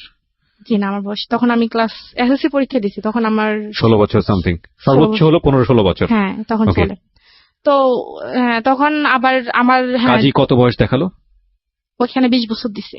20 বছর দিয়েছে। হ্যাঁ। এরকম বিয়েতে যদি কেউ করায় এবং এটা যদি কোনোভাবে আইনি ঝামেলায় যায়, তাহলে মানে ওনারা তো ফাঁসবেনই, কাজী সবার আগে ফাঁসবে আর কি। তো যাই হোক, তো আমাকে ওই তো 9 লাখ 101 টাকায় বলছে। বলার পর তো বিয়েটা হয়ে গেছে। হওয়ার পর সেই যেখানে চাকরি করে ব্রাহ্মণবাড়িয়া, সেখানে আমাকে নিয়ে গেছে ওই দিনই। ট্রেনে চলে গেছে আমরা। যাওয়ার পর ওইখানে একটা রুম নিল। রুম নেওয়ার পর কিছু জিনিসপত্র কিনলো। বাড়ির কথা আপনার মনে পড়েনি? বাড়িতে কি হচ্ছে? না, অবশ্যই পড়ছে। তখন আমি তাকে অনেকবার চেষ্টা করছি। তখন তো আমার কাছে ফোন ছিল না, কারণ আমি সাথে করে ফোন নিয়ে আসিনি। আর তাকে আমি অনেকবার বলছি যে বিয়ে যেহেতু হয়ে গেছে, তখন তো বাড়ি থেকে কোনো সমস্যা করবে না, বাড়িতে জানাই। বলে যে না না, এখন বাড়িতে জানালে সমস্যা করবে, আমরা আগে একটু সেটেল হই, তারপর বাড়িতে জানাবো। তখন মানে সে যেভাবে বলতেছে সেভাবে, কারণ মানে তার কথা যদি আমি একটু মানে নজর করি, সে আমাকে ছুরি টুরি দিয়ে ভয় দেখায়, তারপর হাত কাট নিয়ে মানে ভয় দেখায়। তখন আমি আসলে অতটা ইয়ে ছিলাম না। তো বাড়িতে কি হয়েছে না হয়েছে সেটা আমি তখন জানি না। তো তখন আমাকে ওইখানে নিয়ে গেছে। নিয়ে যাওয়ার পর সে আমাকে একটা রুম নিল। রুম নেওয়ার পর মানে টুকটাকি যা লাগে আর কি সব নিছে। নেওয়ার পর তো চলতেছি। তখন যাচ্ছি, বাড়িতে কি হয়েছে না হয়েছে সেটা আমি জানি না। তখন ওইখানে গেলাম। তো নেওয়ার পর সেই তো সারাদিন চলে গেল। তো আমি রান্না বান্না করলাম। তো সেই কোথায় গেছে আমি জানি না, সারাদিন সে বাসা ছিল না। আগে থেকে নিয়ে ছিল নাকি ওর রুমে গিয়ে উঠলেন? না, সে ওইখানে মানে আগে থেকে একটা রুম নিয়েছিল সেই। তো রাত্রেবেলা তো সে আসছে, এসে কিছু ফুল টুল দিয়ে রুমটা সাজাইলো নিজেই। হ্যাঁ, না নিজে না, সে আর তার এক বন্ধুকে নিয়ে, বন্ধুই সাথে দিছে। সে কোথায় গেছে আমি জানি না। তো তার বন্ধু, তার এক কলিং, উনি আবার বিয়ে করছে, বোনি আবার ওইখানেই থাকে। সে আমাকে বাইরে তালা দিয়ে চলে গেছে। তো আমি সারাক্ষণ রুমের মধ্যে ছিলাম। তো রুমের মধ্যে থাকার পর সে বিকেলের দিকে আসছে আমাকে বলতেছে তো তুমি রেডি হও। তো আমি বলছি কেন রেডি হবো, কোথায় যাবো? বলে যে আমার এক ফ্রেন্ডে দাওয়াত দিচ্ছে, রাত্রে ওইখানে খাওয়া দাওয়া করবো। তো আমি বলছি আমি রেডি হবো কি, আমি তো তখন আমার তো মানে কিছুই নেই। হ্যাঁ, আমি রেডি হবো কি? সে আমার জন্য একটা শাড়ি কিনলো, 1200 টাকা দিয়ে একটা শাড়ি কিনছে। আর নর্মালি বাসা পড়ার জন্য 2টা 3 পিস কিনছে। তো নিয়ে আসছে। নিয়ে আসার পর সে আমাকে বলছে রেডি হওয়ার জন্য। তো রেডি হয়েছি। রেডিমেডি হয়ে আমরা ওই ফ্রেন্ডের বাসায় গেছি। যাওয়ার পর ওইখানে খাওয়া দাওয়া করে আমরা আবার রিটার্ন আসছি। ওই ফ্রেন্ডের বাসায় যখন খাওয়া দাওয়া করতে গেছি, তখন বাসাতে মানে আবার খাওয়া দাওয়া করে যখন আবার বাসা আসছি, তখন দেখি ফুল টুল দিয়ে সাজানো রুমটা। তো তখন আমি শুয়ে পড়ছি, কারণ মানে আমার মানে এত টেনশন হইতেছে যে বাড়িতে কি হচ্ছে। তখন আমি এই জিনিসটা টেনশন করতেছি। তখন আমি বারবার তাকে বলতেছি যে বাড়িতে ফোন দেন। সে বলতেছে না, বাড়িতে এখন ফোন দেওয়া যাবে না, বাড়িতে এখন ফোন দিলে তোমাকে সবাই নিয়ে যাবেন। আমি যেটা বলতেছি সে এড়িয়ে যেতেছে। তখন রাত যখন হয়েছে, তখন আমি শুয়ে গেছি। তো সেই দোকানে গেল। দোকানে গিয়ে আমার জন্য, আমার খুব মাথা ব্যথা করতেছে, আবার পুরো শরীর জার্নি করছি, পুরো শরীর মানে ব্যথা হয়ে গেছে। সে আমার জন্য ব্যথার কিছু ওষুধ নিয়ে আসতে গেছে। তখন আসে দেখে যে মানে তখন আমার চোখটা একটু বুঝে আসছে। তো আসছে সে যে দরজা খুলছে, আমি টের পাইছি। টের পাওয়ার পর আমি ওই সেভ মতোই শুয়েছি। শোয়ার পর আমি একবার এক পাশে গিয়ে শুয়েছি। তো শোয়ার পরে সে আইসে আমাকে উঠাইলো, বলে যে তোমার না শরীরে ব্যথা করতেছে, ওষুধ খাও। তো আমি ওষুধটা খাইছি। খাওয়ার পর কিছুক্ষণ পর ব্যথাটা একটু কমে আসতেছে, এরকম অনুভব হইতেছে। তখন সে আমাকে বললো যে তুমি কি ঘুমাই যাবা? আমি বলছি যে হ্যাঁ, আমি ঘুমিয়ে যাব। তো বলতেছে কেন, আজকে মানুষের জীবনের একটা প্রথম রাত আমাদের, আর এই রাতের জন্য মানুষ হাজার হাজার বছর অপেক্ষা করে, তুমি এই রাতেই ঘুমিয়ে কাটিয়ে দিবে? আমি বলছি আমার কাছে এটা কোনো রাত মত মনে হয় না, আমার ঘুম আসতেছে, আমি ঘুমাবো। বললো যে না, আমার সাথে কথা বলো। আমি বলছি যে আপনার সাথে আমি কথা বলবো কালকে। তার কথা আমি আসলে এক কান দিয়ে নিতেছি, আর কান দিয়ে ফেলে দিচ্ছি। আমার মূল উদ্দেশ্য হচ্ছে আমি যদি কোনো রকম একটু সুযোগ পাই, আমি পালিয়ে যাবো, বাড়িতে গিয়ে তারপর সব ঘটনা বলে দিব। হ্যাঁ, পালিয়ে যাবো। তখন আমার খুব ঘুম আসতেছে। তখন আমি একবার মানে বসা অবস্থা ঘুমিয়ে গেছি। তখন ঘুমিয়ে যাওয়ার পর সে আমাকে মনে হয় শোয়াইছে। তখন আমি আর বলতে পারবো না কি হয়েছে। তখন সকালে সে আমাকে আবার তালা মেরে চলে গেছে, অফিসে চলে গেছে। আশেপাশে ফ্ল্যাটে কেউ ছিল না আপনাদের? হ্যাঁ ছিল। তো আপনি তো ওখানে নক করে বললেও তো বলতে পারতেন। মানে গেটটা এমন ভাবে ছিল, মনে করেন দরজাটা ছিল বাইরে আর ভিতরে আবার আরেকটা ইয়ে ছিল, মানে গ্রিলের মতো। আচ্ছা, মানে হলেও সম্ভব না, চিল্লালেও হয়তো অনেকে শুনবে না। হ্যাঁ। আচ্ছা, আর পরে কি করছে, তখন আমি উঠছি, উঠে ফ্রেশ হয়েছি, ফ্রেশ হয়ে আমি নাস্তা খাইনি, আমি চাটা শুধু খাইছি আর পরোটা খাইনি। তো না খাওয়ার পর এখন আমি রান্না বান্না কোনো কিছু করি না, সে দুপুরে খাওয়ার জন্য আসছে। বাচ্চা ঠিক কিছু সমস্যা না, রান্না করে না, আমি হোটেল থেকে নিয়ে আসছি। তখন সে হোটেল থেকে মাছ আর কি জানি নিয়ে আসছে, আমার মনে নেই। তো নিয়ে আসার পর সে মানে আমাকে খাই দিতে চাইতেছে, তো আমি খাই নেই। তো সে আমাকে 2-3 বার এরকম করতেছে। তখন আমি কি করছি, আমি প্লেটটা ফেলতে চাই নাই, তো আমি ধাক্কা দেওয়ার পর একটু জোরে লেগেছে, প্লেটটা মাটিতে পড়ে গেছে। পরে কাঁচের প্লেট ছিল, ওটা ভেঙে গেছে। ভেঙে পর সে রাগ করে ফেলছে, সে আমাকে একটা ধাক্কা দিয়ে ফেলছে। ধাক্কা দেওয়ার পর আমি একটা দেয়ালের মধ্যে গিয়ে একটু বাড়ি খেয়েছি কপালের মধ্যে, তখন আমার কপালটা ফুলে গেছিল। তো ফুলে যাওয়ার পরে তখন আমি বলছি যে মানুষ আমার বিয়ের একদিন না যাইতে আমার উপর এরকম টর্চার শুরু করতেছে, সে মানুষ আমাকে কিভাবে সারা জীবন ভালো রাখবে সেটা আমার ভালো জানা হয়েছে। তো বলে যে কি জানি কয়, না তোকে তুই যতই ইয়ে করস, চালাকি করস, তুই এখান থেকে যাইতে পারবি না, তোকে যেহেতু আমি বিয়ে করছি এখানে থাকতে হবে। তখন এভাবেই আমি আসলে একটা না প্রায় 2 দিন খাইনি। 2 দিন মানে শুধু একটু চা খাইছি, আর কিছু না, চা খাই আর পানি খাই। তখন আমার শরীরটা খুবই দুর্বল হয়ে গেছে। তো তখন সোমবার দিন ছিল, সেই অফিস থেকে লাঞ্চের সময় আসছে, আসার পর সে আসছে আর আমি গোসল করতে গেছি। তো গোসলখানার আবার ভিতরে একটা দরজা আছে, মানে একটু বড়, মানে একটা মানুষ কোন রকম মানে বাইরে হতে পারবে। তখন সে যখন অফিসে থাকতো না, তখন আমি ভিতরে মানে চেষ্টা করতাম যে কোন দিক দিয়ে বের হওয়া যায়। তখন আমি ওই বাথরুমের ভিতরে ওই জায়গাটা দেখছি। দেখার পর আমি মানে ওইটার মধ্যে একটা কোমর ছিল, কোমরের উপর দাঁড়িয়ে ওইটার মধ্যে আর একটা মোড়া দিয়ে আমি দেখছি যে ভিতরে মানে দাঁড়ানোর মতো কোনো পজিশন আছে কিনা। তখন দেখছি যে না, ভিতরে মানে নিচে দাঁড়ানোর মতো একটু জায়গা আছে, মানে একটা পা রাখা যাবে। তখন আমি কি করছি, তখন তো আমি বাথরুমে চলে গেছি, জামা কাপড় নিয়ে গেছি। আমি মানে ভাবছিলাম যে সে যদি জড়িয়ে এসে পড়ে, তখন আমি এটা অজুহাত দেখাতে পারবো যে আমি গোসল করতে গেছি। তো সে আসছে, আসার পর আমি তো বাথরুমে ছিলাম, সে আসতে আমি শুনে, সে অনেকক্ষণ হয়েছে মনে আসছে। তো আমি মানে চেষ্টা করতেছি এটার উপর ওঠার জন্য, কিন্তু উঠতে পারতেছে না। তো আমি যে মোড়া দিয়েছি, সে মোড়াটা মানে কোমরটা একটু প্লাস্টিক টাইপের, এটা একটু পিছলে হয়ে গেছে। তো ওইটা মানে স্লিপ খেয়ে আমি পড়ে মনে করেন একবার পুরোপুরি অজ্ঞান হয়ে গেছি। আর শরীরটা খুব দুর্বল ছিল, আমি খাইনি, মানে অজ্ঞান হয়ে গেছি। অজ্ঞান হয়ে যাওয়ার পর সেই আওয়াজ পাইছে, আওয়াজ পর পর সেই দরজাটা ধাক্কাইতেছে। তো দরজার সিট কিনে ছিল, সেটাও মানে ধাক্কাতে এটা খুলে গেছে। খুলে যাওয়ার পর সে আমাকে রুমে আনছি, রুমে আইনা তো একটা ডাক্তার আনছে। ডাক্তার আনার পর ডাক্তার বলতেছে কি ব্যাপার, উনি তো খুবই দুর্বল, ওনাকে একটা স্যালাইন দিতে হবে। তো বলছি ঠিক আছে স্যালাইন দেন। তো ডাক্তার আমাকে একটা স্যালাইন দিল। স্যালাইন দেওয়ার পর আমার জ্ঞান আসছে, আমার হাতে স্যালাইন দেওয়া। সে আমার পাশে বসে আছে, আমার মাথায় হাত বুলাই দিতেছে। তো সে বললো যে তোমার সমস্যা কি, তুমি খাওয়া দাওয়া করো না কেন, তুমি কি মরে যাবে নাকি? আমি বলছি যে হ্যাঁ আমি মরে যাবো। বলা যে তুমি মরে গেলে আমি থাকবো কি করে? আমি বলছি আপনি কিভাবে থাকবেন সেটা তো আমার জানার বিষয় না, যখন আমি আপনার কাছে ছিলাম না তখন তো আপনি ছিলেন, এরকম বলতেছে। তখন মানে আমি সব কথা তার মানে খুব, সে যদি নর্মালি কথা বলে আমি একটু মানে রাগ দেখে কথা বলি। 5-6 দিন চলে যাওয়ার পর সে একদিন রাত করে আসছে। আসার পর আমি শোয়া ছিলাম, মানে ঘুমিয়ে ছিলাম আবার ছিলাম, মানে এরকম একটা অবস্থা। সে মনে করেন এক ধরনের আমার উপর জোরাজুরি করতেছে, যেরকম স্বামী স্ত্রীর মধ্যে একটা ফিজিক্যাল রিলেশন যেটা হয়, সেটা ওই দিন মানে ফার্স্ট ওই দিন হয়ে গেছে আপনার অনিচ্ছা সত্ত্বে। হ্যাঁ, আমার অনিচ্ছা সত্ত্বে। So it was rape. Legally যদি এটা বলি, আইনত এটা হচ্ছে রেপ। হ্যাঁ। তারপর সে আমার সাথে জোরাজুরি করে এরকম সেদিন 3 বার সে আমার সাথে ফিজিক্যাল রিলেশন করছে। তো তখন আমি এক পর্যায়ে মানে নিস্তেজ হয়ে গেছি, বাট আমার কোনো হুঁশ ছিল না। তো হুঁশ না থাকার পর সকালে আমি মানে হাঁটতেই পারতেছি না, মানে এরকম একটা অবস্থা। পরে উনি অফিসে যাওয়ার সময় ওই দিন আর আমাকে তালা দিয়ে যায় নাই। যেদিন তার আগের দিন যে ফিজিক্যাল হয়েছে, তো তার সকাল থেকে সে আমাকে তালা দিয়ে যায় না, দরজা খোলাই ছিল।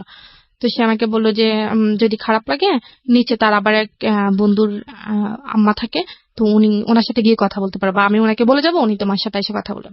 তো তখন আর বাইরের তালা দিয়ে যায় নাই। তো আমি তখন চিন্তা করলাম যে মানে আমার মনে একটা ধারণা আসছে যে যেহেতু এতদিন বিয়ে হয়েছে ঠিক, কিন্তু আমাদের মধ্যে কোনো কিছু ছিল না। তখন আমি বাড়িতে চলে গেলাম, মানে আমি বলতে পারতাম যে আমি পারফেক্ট, আমার মধ্যে কোনো ইয়ে নেই। See, this is a sense of society, sense of virginity, sense of our social ethics.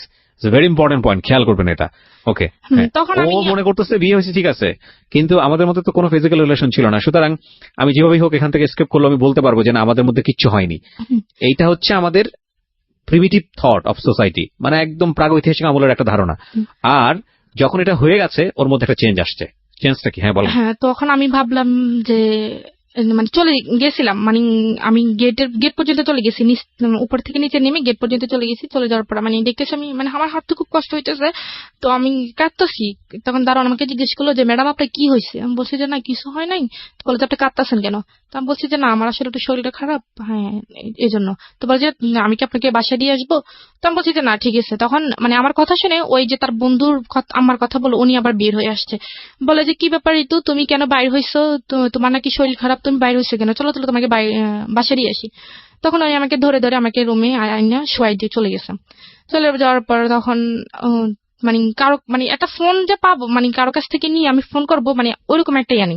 তখন উনি আবার আসছে কিছুক্ষণ পর, বলে যে তুমি কি তোমার কি খিদা লাগছে বা কিছু খাইবে? আমি বলছি যে না আন্টি আমার খিদা লাগা নাই, আপনি আমাকে একটু গরম পানি করে দেন। বলে যে গরম পানি দিয়ে কি করবা? বলে যে আমি একটু বাথরুমে যাবো। পরে উনি আমাকে একটু গরম পানি করে দিচ্ছে, আমি বাথরুমে গিয়ে ফ্রেশ হয়ে আসছি। পরে আমি বলছি কি আপনার কাছে কি ফোন আছে? বলে যে কেন? আমি বলছি আমি একটু আমার আম্মুর সাথে কথা বলবো, আমার আব্বুর সাথে কথা বলবো, আসলে তাদের কথা খুব মনে পড়তেছে, আমার খুব খারাপ লাগতেছে, একটু কথা বলে আমার কাছে ভালো লাগবে। বলে যে এই তো তুমি কিছু মনে করো না, রবিউল তো আমাকে না করছে তোমার কাছে ফোনটা না দিতে। তো তখন ভাবলাম যে বলেও লাভ নেই, তখন ভাবলাম যে যাই হবার হয়ে গেছে, বিয়ে তো একবার হবেই, তো আমার ভাগ্য হয়তো এটা ছিল। আপনি মেনে নিলেন? হ্যাঁ আমি মেনে নিছি মনে মনে। তো তারপর আপনি মেনে নিলেন, হ্যাঁ নিজেকে নিজে বোঝাচ্ছেন? আমি নিজেকে নিজে বুঝাইতেছি। তখন ভাবলাম যে যা হবার হয়ে গেছে। তো এক পর্যায়ে তো এই কয়দিন আমি তার সাথে খুবই মানে খারাপ ভাবে আচরণ করতাম, বা সে আমাকে কোনো কিছু জিজ্ঞেস করলে আমি তার উল্টোটার মানে উত্তর দিতাম। তো আজকে আসার পর আমি রান্না বান্না করছি, রান্না বান্না করা, তারপর গোসল টোসল করে ঘরটার মুছে টুছে আমি বসে রয়েছি, সে আসলে একসাথে খাবো। তো সে আসার পর আমরা একসাথে খাইছি। খাওয়ার পর সে বলতেছে তোমার তো মন খারাপ, চলো আমরা একটু ঘুরতে যাই। তো বলছে কোথায়? বলে যে এখানে একটা নদী আছে, ওইখানে নদীতে বিকেলবেলা সবাই ঘুরতে যায়, তো চলো তোমাকে নিয়ে একটু ঘুরতে যাই। তারপর তো আসলো ঘুরতে গেলাম। হ্যাঁ ঘুরতে যাওয়ার পর ওইখানে সবাই মানে তার পরিচিত যারা আছে সবাই জিজ্ঞেস করতেছে হ্যাঁ কি রে রবিউল এটা কে? তো বলতেছে তো তোর ভাবি টাবি পাইছে। তো তখন ওই যে একটু একটু বাইরে যেতাম বা সবার সাথে একটু, বা মেয়ে যারা ছিল বা আন্টি যারা ছিল তাদের সাথে একটু কথাবার্তা বলতাম, তাদের সাথে একটু ফ্রি হয়ে গেছি। তখন একদিন আমাকে এক আফু, মানে উনি আমার সিনিয়র অনেক, উনি আমাকে একদিন বলে ঋতু তোমাকে আমি একটা কথা বলবো, তুমি কিছু মনে করবে না তো? বলে যে তুমি আসলে রবিউল তো তোমার হাজবেন্ড, এখন তুমি বললে হয়তো তোমার মন খারাপ হতো। আমি বলছি সমস্যা না, আপনি বলেন। বলে যে দেখো তোমরা একসাথে চলাফেরা করে আসলে তোমার সাথে আসলে তোমরা দুজনকে একসাথে মানায় নাই, তুমি কোথায় রবিউল কোথায়, মানে ওর নামে বিভিন্ন রকমের কথা বলতেছে। তখন আমার কাছে আসলে খারাপ লাগতো, কেন এই কথা বলবে? তো তখন একটা দিক যখন আমি ওকে মন থেকে মেনে নিছিলাম যে আমার যেহেতু বিয়েটা হয়ে গেছে, তখন যা হবার আসো হবে, তখন আমি পুরোপুরি ভাবে ওকে মানে ভালোই বাসছি, যে মানে পুরোপুরি ভাবে ওর প্রতি দুর্বল হয়ে গেছি। তো তখন আমি ওকে বললাম যে দেখেন আপনি অফিস থেকে ছুটি নিতে পারবেন? তো বলে যে কেন? আমি বলছি আপনি আগে নেন, তারপর আমি বলতেছি। তাকে আমি 3 মাস বাসায় রাখছি। 3 মাস বাসায় রাখছি বলতে মানে যাতে কেউ কিছু বলতে না পারে, বা তার স্বাস্থ্যের দিক থেকে, তার মানে ফেসের দিক থেকে, বা তার সব দিক থেকে। আচ্ছা, মানে আপনি তাকে তৈরি করতেছেন আপনার ফ্যামিলির জন্য, যাতে করে আপনি তাকে নিয়ে ফ্যামিলিতে ফেস করতে পারেন। বাইরের মানুষ যেহেতু এরকম বলতেছে, তারা আমার ফ্যামিলি তো কখনো ওকে মেনে নিবে না। তখন আমি তাকে মানে ডাক্তারের সাথে কথা বলে বিভিন্ন রকমের রুচিকর, যাতে রুচি হয় খাবার, ওষুধ বা পুষ্টিকর যে খাবারগুলো আছে একটা মানুষ বা ভালো মতো হওয়ার জন্য, সবগুলোই আনছি। তো 1 মাস যখন হয়ে গেছে, এখন ও তো চাকরি করে না, এখন 1 মাস একটা মানুষ 1 মাস বসে বসে খেলে কতদিন যায়? আর ওর তো কোনো এক্সট্রা কোনো টাকা নাই। তো আমি কি করছি, ওই যে ঢাকায় থাকাকালীন যে রিয়ার কথা বললাম, তো রিয়ার কাছে আমি ফোন দিলাম। পরে রিয়াকে আমি সব কিছু বলছি, বলার পর আমি বলছি যে দেখ তুই এটা কারোর কাছে বলিস না, এখন আমি একটু সমস্যা আছি, আমার কিছু টাকা লাগবে। তো বলে যে কত টাকা? তা আমি বলছি 10-15 হাজার টাকা হলে হবে। একটা বিকাশ নাম্বার দিচ্ছে, আমাকে 15 হাজার টাকা পাঠাইছে। 15 হাজার টাকা পাঠানোর পর আমি তার জন্য বিভিন্ন রকমের আর বিভিন্ন আইটেমের খাবার নিতে, মানে যেগুলি কাজে আসে বা পুষ্টিকর যে খাবারগুলো সেগুলো নিছে। যেমন তো তাকে 3 মাস পর পুরোপুরি ভাবে হয়ে উঠছে, মানে আমি যেরকমটা চাইছি সেরকমটা হয়ে গেছে। তো 3 মাস পর তখন থেকে মনে করে আমাদের সংসারটা খুবই একটা সুখী সংসার। সেও আমাকে প্রচন্ড ভালোবাসে, আমিও তাকে প্রচন্ড ভালোবাসি। এখন এই ভালোবাসা দিয়ে একটা হ্যাপি ফ্যামিলি আমাদের। তো এর মধ্যে আমি তাকে বললাম যে দেখেন আমার তো বিয়ে কিন্তু 1 বছর চলে গেছে এইভাবে। তো চলে যাওয়ার পর আমি বললাম 1 বছর পর বললাম যে আমি তো এসএসসি পরীক্ষার আমার ভালো একটা রেজাল্ট আসছে, তো আমি ইন্টারে ভর্তি হইতে চাই। এই 1 বছরের মধ্যে আপনি কোনো যোগাযোগ করেননি বাড়িতে? না, কোনো যোগাযোগ করিনি। ওর লেখাপড়া কতদূর ছিল? উনি মাস্টার্স কমপ্লিট করছে। ওকে, রবিউল মাস্টার্স কমপ্লিট করা। ওকে, বাচ্চাদের পড়ার জন্য তো অন্তত আমার কিছু জানা দরকার। বলে যে না, সেটা যতটুকু জানা অতটুকুই এনাফ। তো আমি বলছি ঠিক আছে, এখন সে যেভাবে বলতেছে সেভাবেই। তো এভাবেই চলতেছে।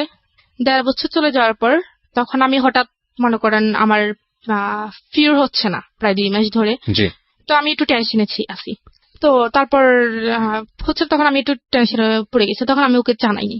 তো না জানানোর পর আমি নিজে একটা ডাক্তার কাছে গেছি। তো বলে যে আপনি তো প্রেগনেন্ট। তো আমি বললাম না, এটা সম্ভব না, আমি এখন এই মুহূর্তে বাচ্চা নিতে চাই না। আচ্ছা। তো বলে যে কেন আপনাদের, বলে যে আপনি কি বাচ্চা আসছে? আর আমি বলছি যে না, আমাদের বাচ্চা নেই, এটা প্রথম, তবে আমি এখন বাচ্চা নিতে চাই না। তো বলে এটা আপনার হাজবেন্ড জানে? তখন ও কিন্তু এটা জানে না। তো আমি বলছি যে হ্যাঁ, এটা ও জানে, ও নিতে চাচ্ছে না। তো আমি বলছি যে তাহলে, তো বলে যে তাহলে এটা যদি রাখতে না চান তাহলে যত তাড়াতাড়ি সম্ভব এটাকে অ্যাবর্শন করতে হবে। বলতে আপনি এড্রেসে চলে যান, ওনারা যা করার করে দিবেন। মানে এটা করার পরে একটু অসুস্থ ছিলাম, পরে এভাবে চলতে ভালোই আছি, ভালোই। তারপর আমি আবার প্রেগনেন্ট। সেকেন্ড টাইম কনসিভ করলেন? হ্যাঁ, করার পর সেটা আমি তাকে জানাইছি। প্রথমবারের কথা তো আমি তাকে জানাইনি। দ্বিতীয়বার যখন হয়েছে তখন আমি যাকে জানাইছি, তখন আমার 3 মাস হয়ে গেছে। 3 মাস হয়ে যাওয়ার পর তো বলছে না, আমি তো এখন বাচ্চা চাইতেছি না, কারণ আমি তোমাকে তো এখন আমাদের বাড়িতে নিয়ে যাইনি। এখন যদি বাচ্চা হয়ে যায় তখন মানুষ কি বলবে? আমি এখন বাচ্চা, তুমি যেটা যা করো তাড়াতাড়ি করো। তখন ডাক্তার কাছে আসছি, ডাক্তার কাছে আসে তো আবার ওই ভাবি আমার বলছে যে একটা হোমিও ডাক্তার আছে, ওইখানে গেলে হোমিও কিছু ওষুধ দিলে ওইটা নাকি হয়ে যায়। যাই হোক, আপনি এটাকে অ্যাবর্শন করেছেন না করেন নাই? না, করিনি। সেকেন্ড টাইমটা কি আপনার বেবি? হ্যাঁ। ওকে, তারপর? হ্যাঁ, তারপর যাই হোক, এটা অনেকবার করছি। তো ট্রাই করছেন অ্যাবর্ট করার জন্য? হ্যাঁ, অনেকবার ট্রাই করছেন কিন্তু হয়নি। মানে এটা করতে গিয়ে আমি নিজেই মরে যেতেছি। তো পরে তারপর যাই হোক এটা হয়ে তখন থেকে সে আমার উপর আমার সাথে খুব খারাপ ব্যবহার করতেছে। তারপর সে আমাকে বিভিন্ন রকমের এক কথা 2 কথা ভালো কথা বলে সে আমার সাথে খারাপ ব্যবহার করে। আর আমার বাপ মা নিয়ে সে আমাকে গালিগালাজ করে। তো করার পর হঠাৎ করে চেঞ্জটা দেখলেন শুধু এই কনসেপ্টটা করার পরে? হ্যাঁ, কনসেপ্টটা করার পরে চেঞ্জটা দেখি।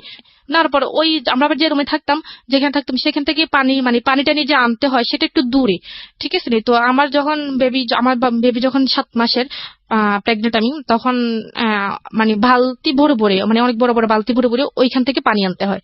তো সেটা আমার জন্য খুবই বিপজ্জনক। সব যে দেখে সে বলে যে তুমি এই কাজ করো কেন? সে আমার কাছ দিয়ে বিভিন্ন রকমের জামা কাপড় বা তার শার্ট প্যান্ট এগুলো ধোয়াইতো, বা এখন যেগুলো আমার জন্য করা উচিত না সেগুলো করাইতো। তো আমি এক রকমের করতাম, সব কাজ করতাম। তো করার পর যখন 8 মাস হয়ে গেছে তখন সে আমাকে বলছে যে পরীক্ষা করাইতে, পরীক্ষা করলে যে ছেলে হয় না মেয়ে হয় এটা জানার জন্য। তো আমি বলছি তুমি কি হইলে খুশি? বলে যে আমার ছেলে চাই।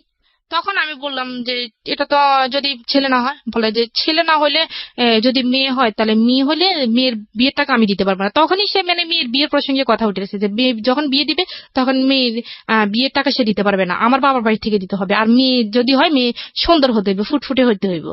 মেয়ে যদি কালো হয় তাহলে সে মেয়ে কখনোই সে রাখবে না, সে পালক দিয়ে দিবে। ভুল নাকি? সরি ফর দিস ওয়ার্ড, আমি এই ওয়ার্ডটা অনেক উচ্চারণ করাটা ঠিক হচ্ছে না, বাট এটাই আমার এক্সপ্রেশন, ভেরি জেনুইনলি ভিতর থেকে যেটা আসছে, এবং এটা কোনো প্রকার এডিট না হয়ে অনেক জায়গা আমি চাই। ওকে, বলেন। তারপর কি হয়েছে, তো আমি গেলাম, আমার ওই ভাবিকে নিয়ে গেলাম। তো উনি বলছে যে মেয়ে হবে। তো ডেট দেওয়ার পর বলতেছে মেয়ে হবে। যখন ওকে জানাইছে তখন সে আমার উপর খুব রাগ করছে। আমাকে আমার পারে না, মারবে না ধরবে, সে বুঝতে পারতেছে না। তো পরে মাস্টার্স পাস ছিল, রাইট? হ্যাঁ, এটা তোর জানা উচিত। ছেলে মেয়ে হওয়ার ব্যাপারটা তো মেয়েদের উপর নির্ভর করে, এটা সম্পূর্ণই ছেলেদের উপরে। তবে সে আমাকে তখন বলতেছে, যখন শুনছে যে আমার মেয়ে হবে, তখন সে আমার বাড়িতে আস্তে আস্তে যোগাযোগ করার চেষ্টা করতেছে। তখন সে আমাকে প্রথমে আমার আম্মুর কাছে ফোন দিচ্ছে। আমার আম্মু নিজে ফোন দিয়েছে? হ্যাঁ, সে নিজে ফোন দিচ্ছে। আচ্ছা। তো ফোন দেওয়ার পর সে বিস্তারিত জানলো যে যা হয়ে গেছে, এখন আপনারা মেনে নেন। তখন আমার আম্মু এটা অ্যালাউ করে নাই যে আমার মেয়েকে পাঠিয়ে দাও, তোমার আসার দরকার নেই, আমরা আমার মেয়েকে অ্যাকসেপ্ট করবো, কিন্তু তোমাকে তো আমরা অ্যালাউ করবো না। তখন আসে আমার আব্বুকে ফোন দিয়েছে। আমার আব্বুর কাছে সে খুব কান্নাকাটি করছে, আমিও খুব কান্নাকাটি করছি। করার পর আমার আব্বু বলছে ঠিক আছে, আমি ব্যবস্থা করতেছি। তো সে বলতেছে দেখেন, ঋতু তো আপনার প্রেগনেন্ট, বা ওর তো বেবি হবে, এখানে তো দেখাশোনা করার মতো কেউ নেই, এখন আমাদের বাড়ি তো ওকে নিয়ে যেতে পারি নেই। তো ওকে এখানে কে দেখবে? আপনারা যদি চান তাহলে ও প্রথম বাচ্চাটা আপনাদের এখানে হোক। তো আমার আব্বু বলছে ঠিক আছে, আমি ব্যবস্থা করতেছি। তখন আমার আব্বুর আসার সময় হয়েছে, তো আমার আব্বু আসবে। তা বলছে ঠিক আছে, আমি বাড়িতে যাই ঋতুর আম্মুর সাথে কথা বলে দেখতেছি। তো দেশে আমার আব্বু বাড়িতে আসছে, আমার আম্মুর সাথে কথা বলে আমার আম্মু কোন রকম মানানোর পর তো আমরা গেলাম। না, এর আগে এখানে একটা ঘটনা হয়েছে যে আমি যে বললাম না যে একটু দূর থেকে পানি আনতে হয়, তো আমি বললাম যে আমরা এখানে থাকবো, টাকা দিয়ে থাকবো, আমরা তো এখানে মানে টাকা ছাড়া থাকতেছে না, তাহলে তুমি একটা ভালো দেখে একটা রুম নাও যেখানে পানিটা নিয়ে একটু কাছে পাওয়া যায়। তো আমি এখানে থাকবো না, তো বলে যে আমি যেখানে থাকবো তুই সেখানে থাকতে হবে। তখন থেকে সে আমাকে তুই তুই করে ব্যবহার করে, তুই সেখানে থাকতে হবে, আর না থাকলে তুই চলে যা। তা আমি বলছি আমি এই অবস্থা কোথায় যাব? তখন এক কথা দুই কথা আমি বলছি যে মানে একটু বেশি হয়ে গেছে, যে আমি এখানে থাকবোই না, আমি এখানে চলে যাব, আমি কি এখানে টাকা টাকা ছাড়া থাকি নাকি? তখন সে আমাকে অফিস থেকে দুপুরবেলা খাইতে আসছে, তার কোমরে একটা বেল্ট ছিল, সে বেল্ট দিয়ে এই প্রেগনেন্ট অবস্থা আমাকে খুব মারছে, খুব মারছে। কেউ এসে আমাকে ধরে নাই, দরজা বন্ধ করে সে আমাকে খুব মারছে। মারার পর আমি শুয়েছিলাম, তো আমি আর শোয়া থেকে উঠতে পারতেছি না। তো ওই ভাবিটা আসছে, আইসা ভাবিটা মানে ওনাকে, উনি ছিল না, রবিউল ছিল না, তো শুধু এই মেয়ে সন্তানকে কেন্দ্র করেই আপনাদের মধ্যে এই ধরনের আচরণ? হ্যাঁ। তখন আমি আমার বেবি হওয়ার এক সপ্তাহ আগে আমাকে বাড়িতে দিয়ে আসছে, দিয়ে আসার পর বাড়িতে যাওয়ার পরে রিঅ্যাকশনটা কি দাঁড়ালো? এতদিন পরে বাড়িতে গেলেন, কয় বছর পরে বাড়িতে গেলেন? এই তো 3 বছরের মাথায় বাড়িতে গেছি। 3 বছরের মাথায় ওই যে আপনাকে কিডন্যাপ করে নিয়ে গেল, এটা তো কিডন্যাপ, অফকোর্স কিডন্যাপ। এবং তারপরে 3 বছর ধরে এইরকম একটা মানুষের সঙ্গে তখন থেকে তো বাড়িতে সবাই আমাকে দেখতে আসছে, মনে করেন বাড়িতে গ্রামের বাড়িতে যেটা হয় আর কি, বিশেষ করে তো যা হওয়ার সবাই নানা কথা বলতেছে। যাই হোক, পরে ওকে দেখছে, দেখার পর ওনাদের পছন্দ এখন না হইলেও মেনে নিতে হবে, কারণ আপনার বাবু চলে আসছে পেটে। বাবু চলে আসছে, হ্যাঁ। তখন আমাদের বাড়িতে যেমন আমরা বৃহস্পতিবারে গেছি, তো উনি শুক্রবারে চলে আসছে, ওনাদের বাড়িতে চলে গেছে। ওনাদের বাড়িতে যাওয়ার পর আমার আব্বু বলছে যে এটা যত তাড়াতাড়ি সম্ভব ওনাদের ফ্যামিলি জানতে, তো ওনাদের ফ্যামিলিকে জানাইছে, জানানোর পর ওনার ফ্যামিলি বলছে ঠিক আছে, সমস্যা নেই, আমরা নিয়ে আসবো, বেবি হোক, বেবি হওয়ার পর আমরা বেবি এবং বেবি মাকে দুজনকে একসাথে নিয়ে আসবো। তো আমার আম্মু মানে ও এমন একটা মানুষ যে মনে করেন যদি কাউকে ওর ভালো লাগে তাকে এমন ভাবে সে বশ করবে যে মানে মানে ও চায় যে মানে ও মনে করে যে ওর মানে যেমন আমাকে দ্বারা যদি ওর কোনো উপকার আসে বা ওর কোন কাজে লাগে, যে আমাকে এমন ভাবে বশ করবে যে আমি ওকে ছাড়া কোনো কিছু বুঝবো না, মানে ওই রবিউল। হ্যাঁ, এরকম একটা টাইপের ছিল। তো ও আমার আম্মুর সাথে কথাবার্তা বলতে বলতে ও আমার আম্মুকে মনে করেন খুবই ইমোশনাল করে ফেলছে, যে আমার আম্মু বসতে গেলেও ওকে ডাকে, মানে শুইতে গেলে ওকে ডাকে, মানে এরকম একটা অবস্থা। এখন আমি যে ওনার মেয়ে এটা আমার আম্মু ভুলে গেছে। তো পরে কি যাই হবে, তো আমার আম্মাকে বলে গেছে যে বাচ্চা যদিও মানে মানে চেষ্টা করার জন্য যে নর্মালি বাচ্চাটা হওয়ার জন্য, সিজারে যেতে বাচ্চা নয়। তো সে যাওয়ার সময় আমার আম্মাকে 1 টাকা দিয়ে যায় নাই কোন মানে বা বাচ্চা হলে বা কি আসে বিষয়। তো যেদিন আমার বাচ্চা হওয়ার আগের দিনই মানে আমার বাপের ব্যথা শুরু হয়েছে, সেদিন আমি কি জানাইছি যে দেখো আমার এরকম অবস্থা, তুমি একটু ফোন টোন দিও। তখন আমার বাবু হয়েছে রবিবারে 11টায়, আর ওকে আমি জানাইছি শুক্রবারে। আচ্ছা, শুক্রবার চলে গেছে, রাত গেল, শনিবার দিন গেল, রবিবারের দিন হয়েছে, শুক্রবারে জানিয়েছেন কেন? রবিবারে কেন জানাননি? মানে শুক্রবারে পরে তো রবিবার হয়েছে, মানে তার আগে শুক্রবারে জানাইছি। বাচ্চাটা কবে হয়েছে? রবিবারে। হ্যাঁ। ও জেনেছে কবে? মানে ও তো মানে আমি বলি আমার যখন মানে বাচ্চা হওয়ার আগে যে ব্যথাটা যেটা হয় আর কি, ওই সময় জানিয়েছেন? হ্যাঁ, ওই সময় আমি জানিয়েছি, সেটা শুক্রবার থেকে শুরু হয়েছে। আচ্ছা আচ্ছা। তো বাচ্চা হওয়ার পরে কি সঙ্গে সঙ্গে সে জানছে? হ্যাঁ, না, সঙ্গে সঙ্গেই জানছে, যেটা আমাদের বাড়ি থেকে সে জানাইছে। কিন্তু সে তার মানে বাচ্চা হওয়ার আগ পর্যন্ত সে আমাকে একটাবার ফোন দিল না যে আমি বেঁচে আছি নাকি মরে গেছি। আচ্ছা। তো আমার ব্যথা দেখে আমার আব্বু খুবই কান্নাকাটি করতেছে, তো আমার আব্বু বলতেছে আমার মেয়েকে আমি এভাবে রাখবো না, আমি হাসপাতালে নিয়ে চলে যাবো। তখন সে আমাকে হাসপাতালে নিয়ে সিজার করেছিল। তো সিজার আমার বেবিটা হয়। তো বেবিটা হওয়ার পর আমার বেবি মাশাআল্লাহ খুবই সুন্দর হয়েছিল। তো হওয়ার পর আমার আব্বা জানাইছিল ওনারে যে তোমার মেয়ে হয়েছে। ও আমার আব্বাকে বলে যে মেয়ে কালো হয়েছে না সুন্দর হয়েছে। প্রথম কোশ্চেন ছিল এটা? হ্যাঁ, মানে মেয়ের মা সুস্থ আছে বা মেয়ে সুস্থ আছে কিনা সেটা জানতে চাইনি, সে প্রথমে জানাইছে মেয়ে কালো হয়েছে না সুন্দর হয়েছে। তখন আমার আব্বা এখানে একটা মানে রেগে গেছে যে এটা কেমন কথা, যে মেয়ে কালো হয়েছে না সুন্দর হয়েছে। তখন আমার আব্বু ওর সাথে মানে রাগ করে 2-3 কথা বলে না। তখন আমার সাথে যোগাযোগ হয়েছে, সে আমার সাথে কথা বলে না, আমি তো হাসপাতালে ছিলাম। তো তখন কোরবানি ঈদের 5 দিন আগে আমার মেয়ে হয়েছে। তো কোরবানি ঈদের ছুটি হয়েছে, ছুটি হওয়ার পর মনে করেন সে ছুটি পাইছে। তো ছুটি মানে কোরবানি ঈদের মেয়ে হওয়ার 2 দিন পর সে বাড়িতে আসছে। আচ্ছা। বাড়িতে আসার পর সে আমার মেয়েকে একবার দেখতে আসেনি, মানে সে বাড়িতে চলে গেছে। তো আমি তাকে বারবার ফোন দিই যে মেয়েকে দেখতে আসার জন্য, দেখে আসার জন্য। সে বলে যে না, আমি একবার ঈদের পরে গিয়ে মেয়েকে দেখে আসবো। তো আমি বলছি মানুষ মেয়ের মানে বাচ্চা হইলে বা বাবু হইলে মানুষ সঙ্গে সঙ্গে তার মেয়েকে আগে দেখতে আসে, বা ছেলে হোক মেয়ে হোক যেটাই হোক আগে দেখতে আসে, কিন্তু তুমি তো আসলা না। বলে যে আমার যদি আমি কেন যাইনি তুই জানোস? আমি কি কেন?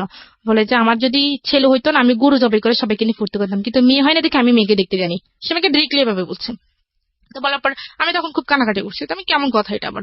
তো বলছে ঠিক আছে তোমার আসতে হইবে না, তো আমাদের ঈদের পরে এখন তাদের বাড়িতে আমাকে নিয়ে যাবে, এখন একটা আনুষ্ঠানিকতার দরকার। তো আমার আব্বু মনে করে, তো তারপর মানে এখন আমি তাদের বাড়িতে প্রথম যাব। এখন আমার বাবা চাইতেছে যে আমার যেহেতু প্রথম মেয়ে, আমাদের বাড়ির প্রথম মেয়ে, তার যেহেতু বিয়েটা ওইভাবে হয় নাই, আমরা একটু ছোটখাটো একটা আনুষ্ঠানিকতা করি। তখন তো ওর ফ্যামিলি থেকে বলছে ঠিক আছে, হ্যাঁ সমস্যা নেই।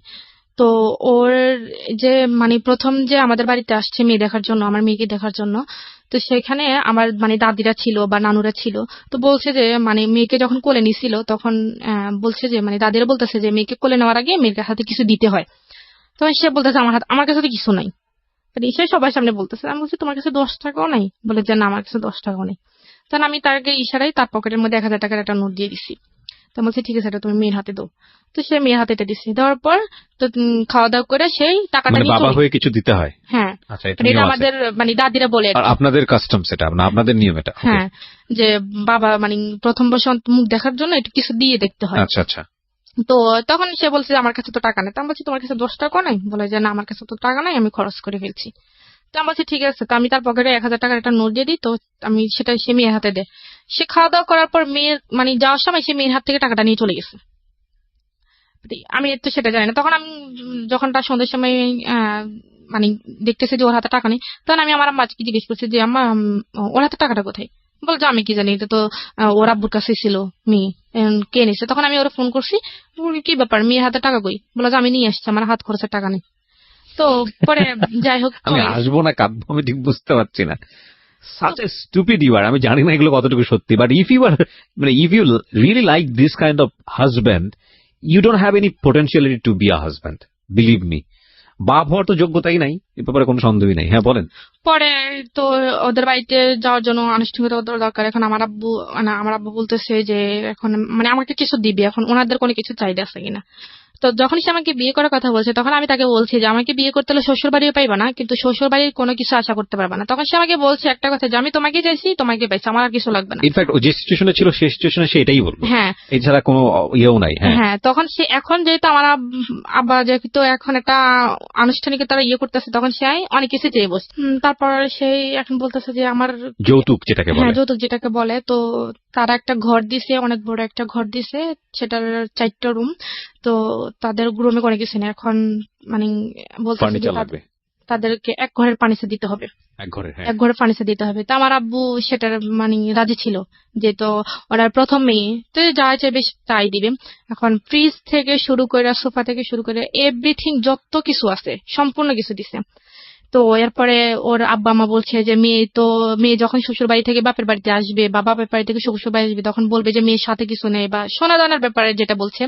তো আমার বাবা কি করছে, আমাকে প্রায় 5.5 ভরি স্বর্ণ দিছে, এক বড় ফার্নিচার দিচ্ছে, আবার 7.5 ভরি স্বর্ণ দিচ্ছে। এবার ওদের পক্ষ থেকে মনে করেন। আচ্ছা, এই পুরুষগুলোর কি লজ্জা করে না? আমাকে একটা কথা বলেন তো, আপনারা তো আল্লাহ হাত দিছে দুইটা পা দিছে, যেই ভদ্রমহিলাকে আপনি এত জোর জবরদস্তি করে ব্ল্যাকমেইল করে চোখে মলম মেখে নিয়ে গেলেন, 2-3 বছর কোথাও আসতে দিলেন না, বাবু আসতেছে আপনার, এবং যেখানে ছেলে হবে না মেয়ে হবে আল্লাহ আপনার উপরে সেটা নির্ধারণ করার বিষয় দিয়ে দিয়েছেন, এবং সেটা সম্পূর্ণই ছেলেদের শরীরগত বিষয়, ক্রোমোজোমের যে বিষয়টা থাকে সবাই জানে আজকাল XY XX।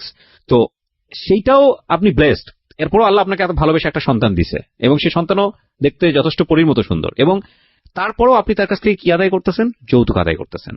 এটা আসলে আমি বলবো কি জানেন, আপনার বাপের ভুল। মানে টু বি অনেস্ট, আমি যদি ফ্র্যাঙ্কলি বলি, আমি যদি ওই জায়গায় চিন্তা করি তাহলে আমি যেটা করতাম যে ধৈরার ঠ্যাং ভাঙ্গা গুড়া করে দিতাম। মানে এগুলো হচ্ছে আমার একদম ওয়াইল্ড ফিলিং যেটাকে বলে। মানে যে অবস্থা আছে সবাই বলে, মানে শুনে বলে যে আমি জানি এখানকার অবস্থা জানি, আমি একটু ক্রোনোলজিক্যাল স্টেপ বাই স্টেপ মনে করেন তো দিল, যা কিছু আছে সব দিল। তারপর সে আর মানে প্রাইভেট চাকরি করবে না, তার ভালো লাগে না, সে একটা সরকারি চাকরি করবে। এটাও আপনার বাপকে জোগাড় করে দিতে হবে। হ্যাঁ, তো আমার আব্বু এখন সরকারি চাকরি করতে গেলে একটা মোটা অ্যামাউন্ট দরকার। তা আমার বাবার একটা ভালো বন্ধু ছিল, উনি একটা সোনালী ব্যাংকের একটা পোস্টের কর্মকর্তা ছিল।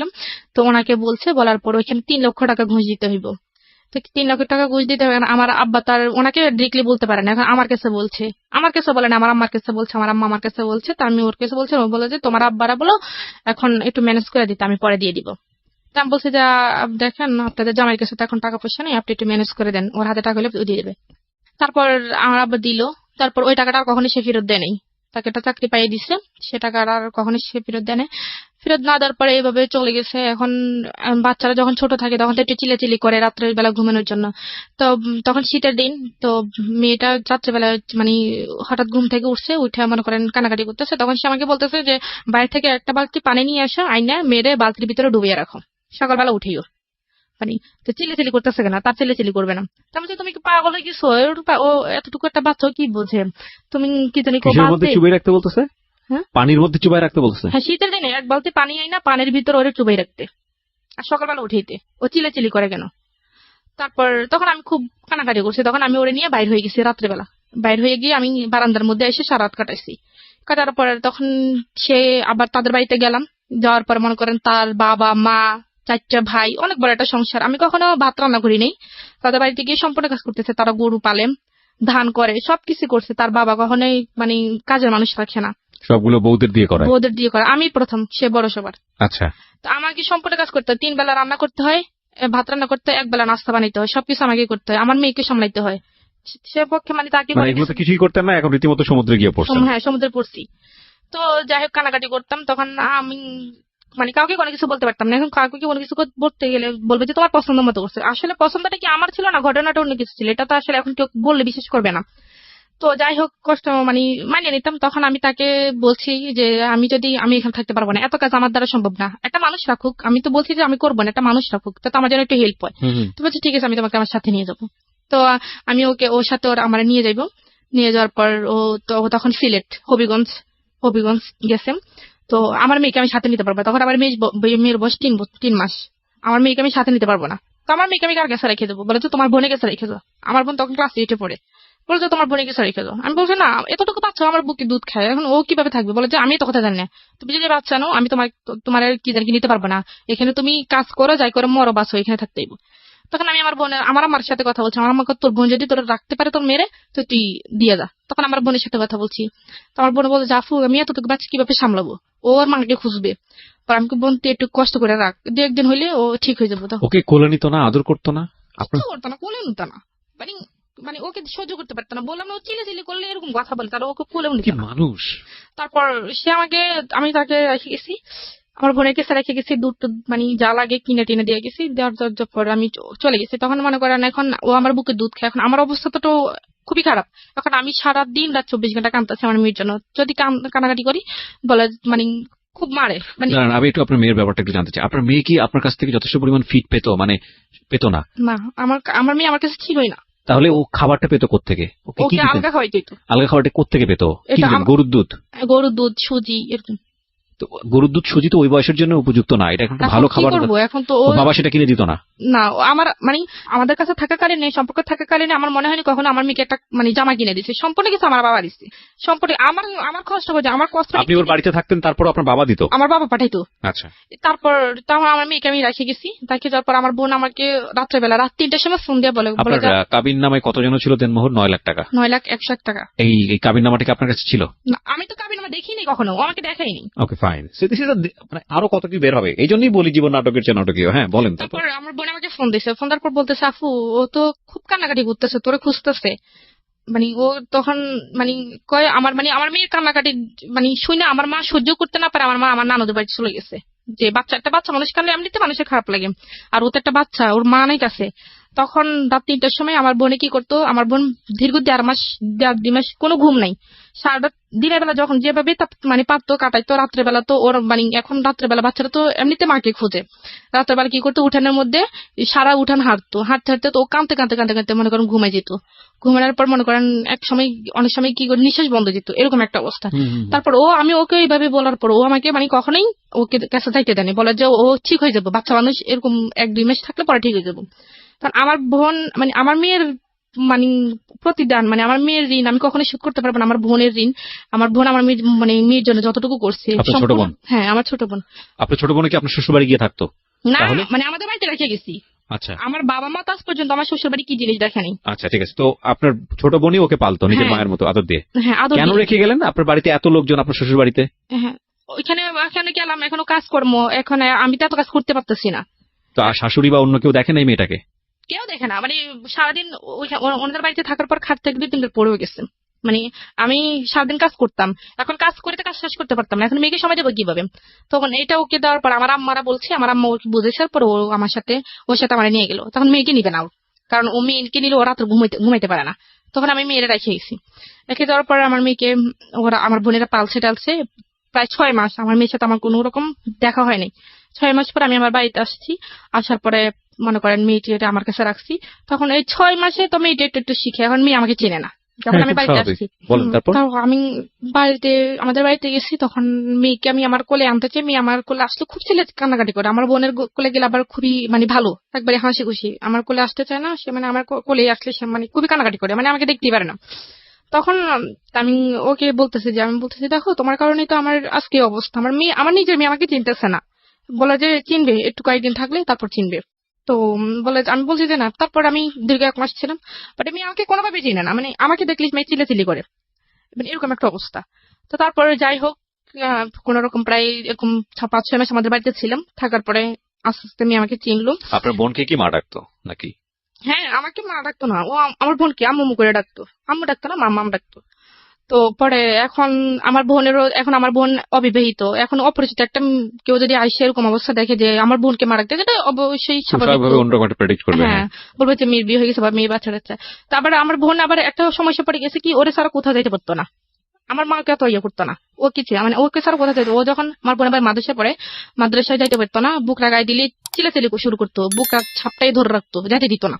তো এরকম একটা অবস্থা। এখন আমি চলে গেছি বাড়িতে, চলে যাওয়ার পর আমি আমার কাছে রাখতাম, রাখতে রাখতে আমাকে একটু চিনছে, চেনার পরে সেই মনে করেন এখন কোরবান আসছে, কোরবান সামনে কোরবান, এখন যে মানে আমরা যেহেতু এখন শ্বশুর বাড়িতে চলে গেছি, এখন তো শ্বশুর বাড়িতে আমাদের গ্রামের নিয়ম হচ্ছে মনে করেন কোরবানে রমজানের সময় শ্বশুর বাড়ি সবাইকে জামা কাপড় দিতে হয়, তারপর সেমাই চিনি বা যেটা লাগে দিতে হয়, আবার কোরবানের সময় একটা যার সামর্থ্য যতটুকু একটা ছাগল দিতে হয়, বা যার সামর্থ্য বেশি সে একটা গরু দিতে হয়।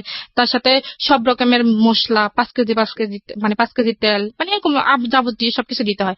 তো এখনো কোরবান আসতে আরো 15 দিন বাকি।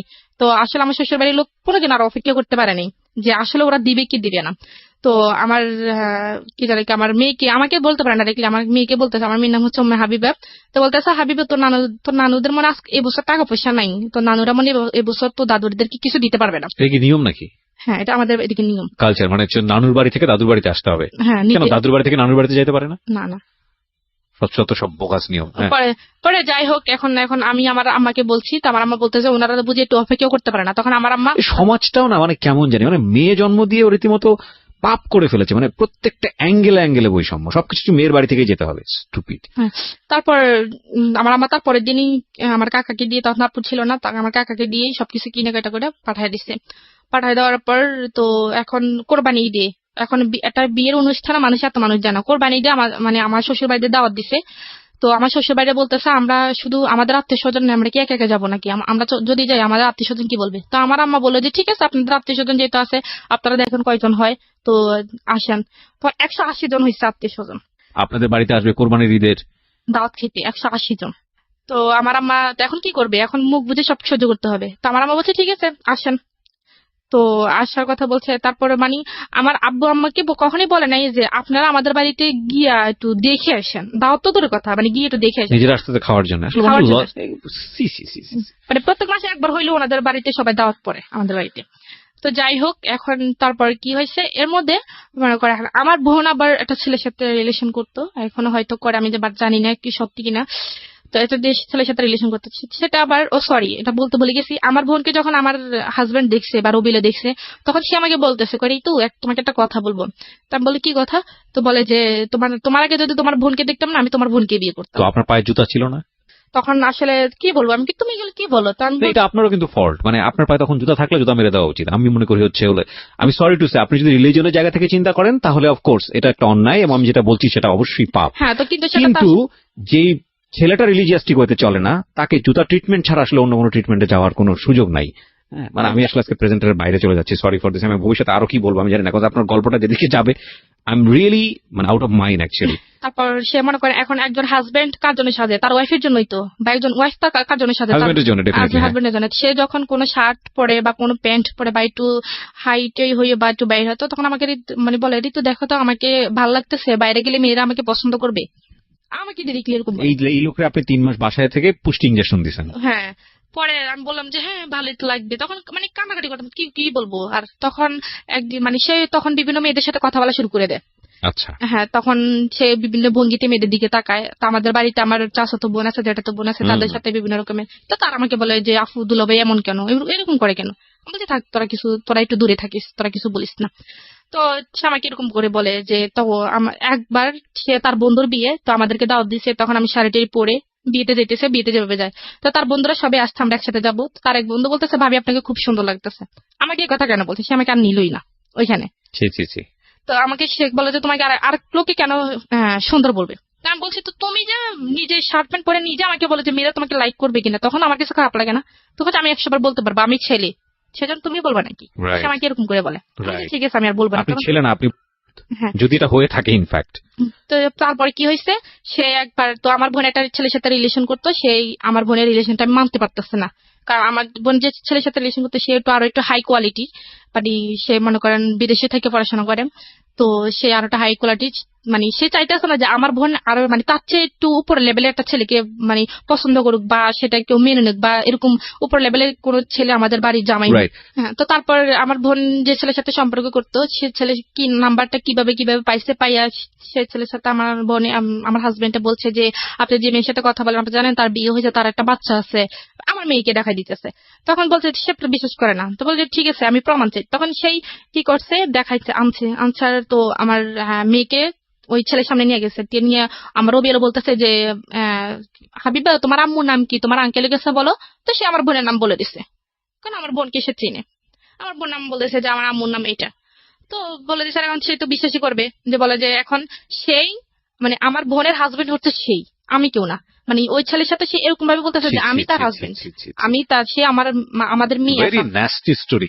আমরা তারপর ওই ছেলে তো বিশ্বাস করে ফেলছে। এখন ওই ছেলে আমার বোনের সাথে মনে করেন সম্পর্কে একটা বিচ্ছিন্ন অবস্থায়। তখন আমার বোন আমাকে, মানে ও কি বয়ফ্রেন্ড ছিল আপনার বোনের? হ্যাঁ আমার বোনের বয়ফ্রেন্ড ছিল। চিন্তা করুন অবস্থা।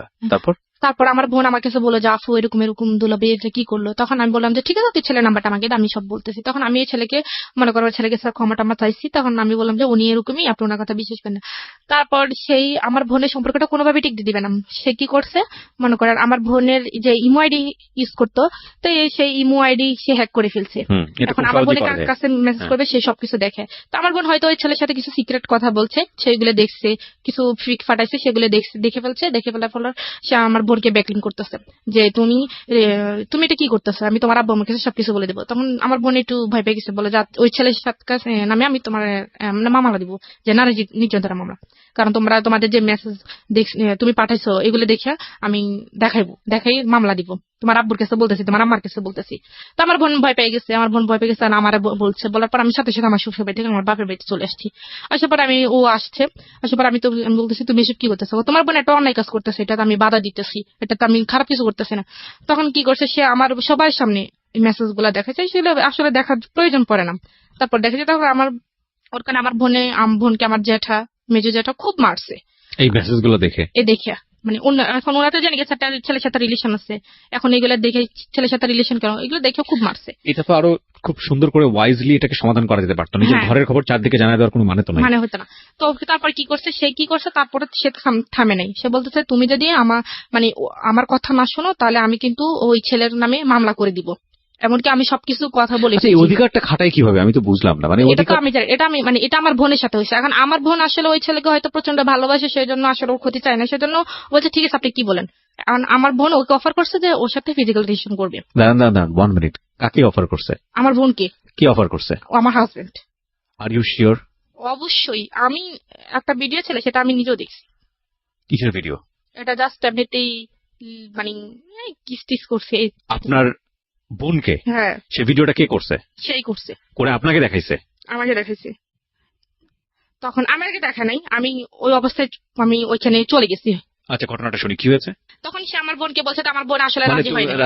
ব্ল্যাকমেইল করছে যে তুমি যদি এটা করো, ওনার কথা না শুনে, রবিলের কথা যদি না শুনে, তাহলে সেই ওই ছেলের নামে মামলা করে দিবে, নারী নির্যাতনের মামলা করে দিবে। এমনকি সে তার সবকিছু ওকে আছে, শুধু একটা ফোন যাবে, মামলা হয়ে যাবে। তাকে বাড়ি থেকে তার ফ্যামিলি সহ তাকে নিয়ে যাবে, এরকম একটা দেখাচ্ছে। দেখার পর সে আমার বোন তো মনে করেন এখন একটা দুটান অবস্থা হয়ে গেছে। তখন তো যা হওয়ার হয়েছে, তখন আমি হঠাৎ মানে কোন একটা কাজে বোনকে অফার করেছে, আপনার বোন সেটা রাজি হচ্ছে?